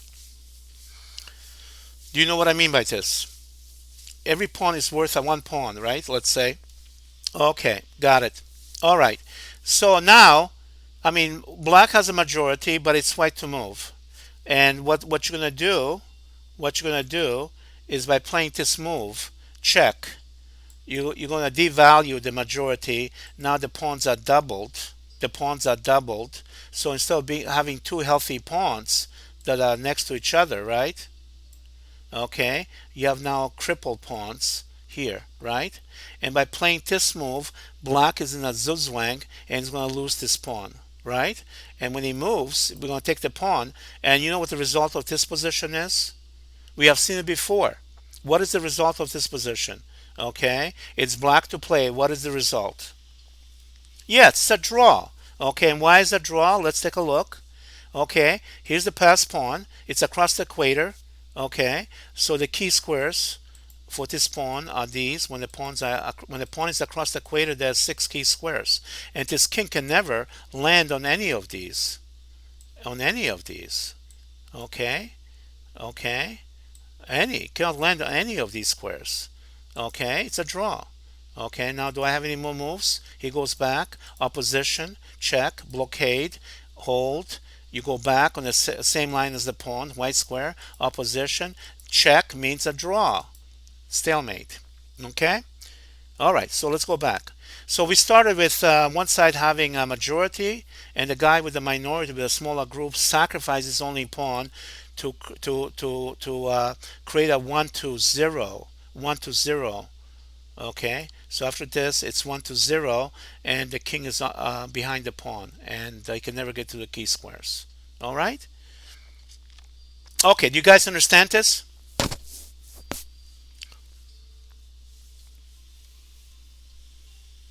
So knowing these patterns, helps your decisions. All right, take care, Ghosty. All right, so now let me see if I can find something else here. And all right, I'm going to skip this one. Okay, let's go. Okay. So I think this might be the last one. This might be the last one. Okay, I'm going to skip this one and I'll go to the last one and do the last one. And this is kind of easy. Okay, so this is the last one. We're going to finish here, people. We're going to finish here. And I hope you enjoyed the show. I hope you enjoy the instructional value of this and that you have learned a few things. And if you have, support the channel and you can subscribe. There's a little thing in the chat, a little diamond thing. You can click on it and go from there. And you can join my group in chess.com called PunkMonkZ. And you can also go to YouTube under PunkMonkZ and look at other videos I have created for you. And you can look at those and learn from those. Anyway, so this is my last position. This is my last position. And the question is this. Let me see. Okay, close your eyes. I'm going to do something. Close your eyes. Okay, good. All right. Did you close your eyes? Okay. Did everybody close their eyes when I asked them to close their eyes? All right. Here's our last position, baby. And PunkMonkZ will be logging out after this example. Baby. And I'll see you guys Monday. Wait, this is what? What was this? Today is Friday, right? All right. So here's the position. It's mate in two. It's mate in two. What's the move?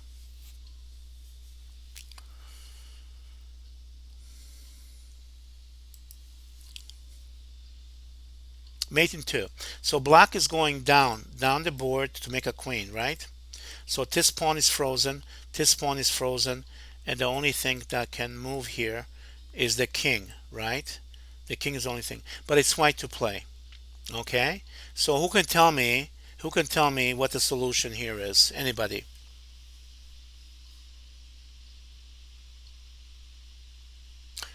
Okay, Lil Host 2K, what's going on?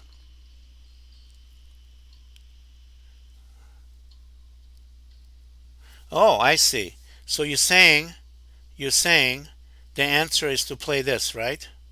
And say checkmate, right? Is that what you're saying? Oh, oh, you're saying then, you're saying then, so you're saying to come here. Okay, that's what you're saying, right? Is that what you're saying? Is that what you're saying, baby? All right. Well, guess what? I mean, if you play this move, okay, the pawn cannot move, the pawn cannot move, and the king can't move because of the queen. That's called stalemate. Okay, that's not a win.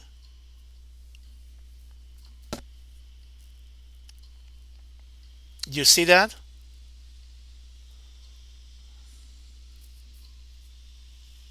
Okay.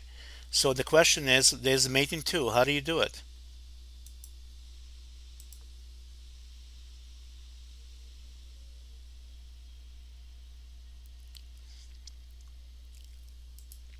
Anybody? Give you 20 seconds, baby. And okay, so I'm gonna tell you the answer. Okay, because I have to run. And the answer is this. You move your queen here.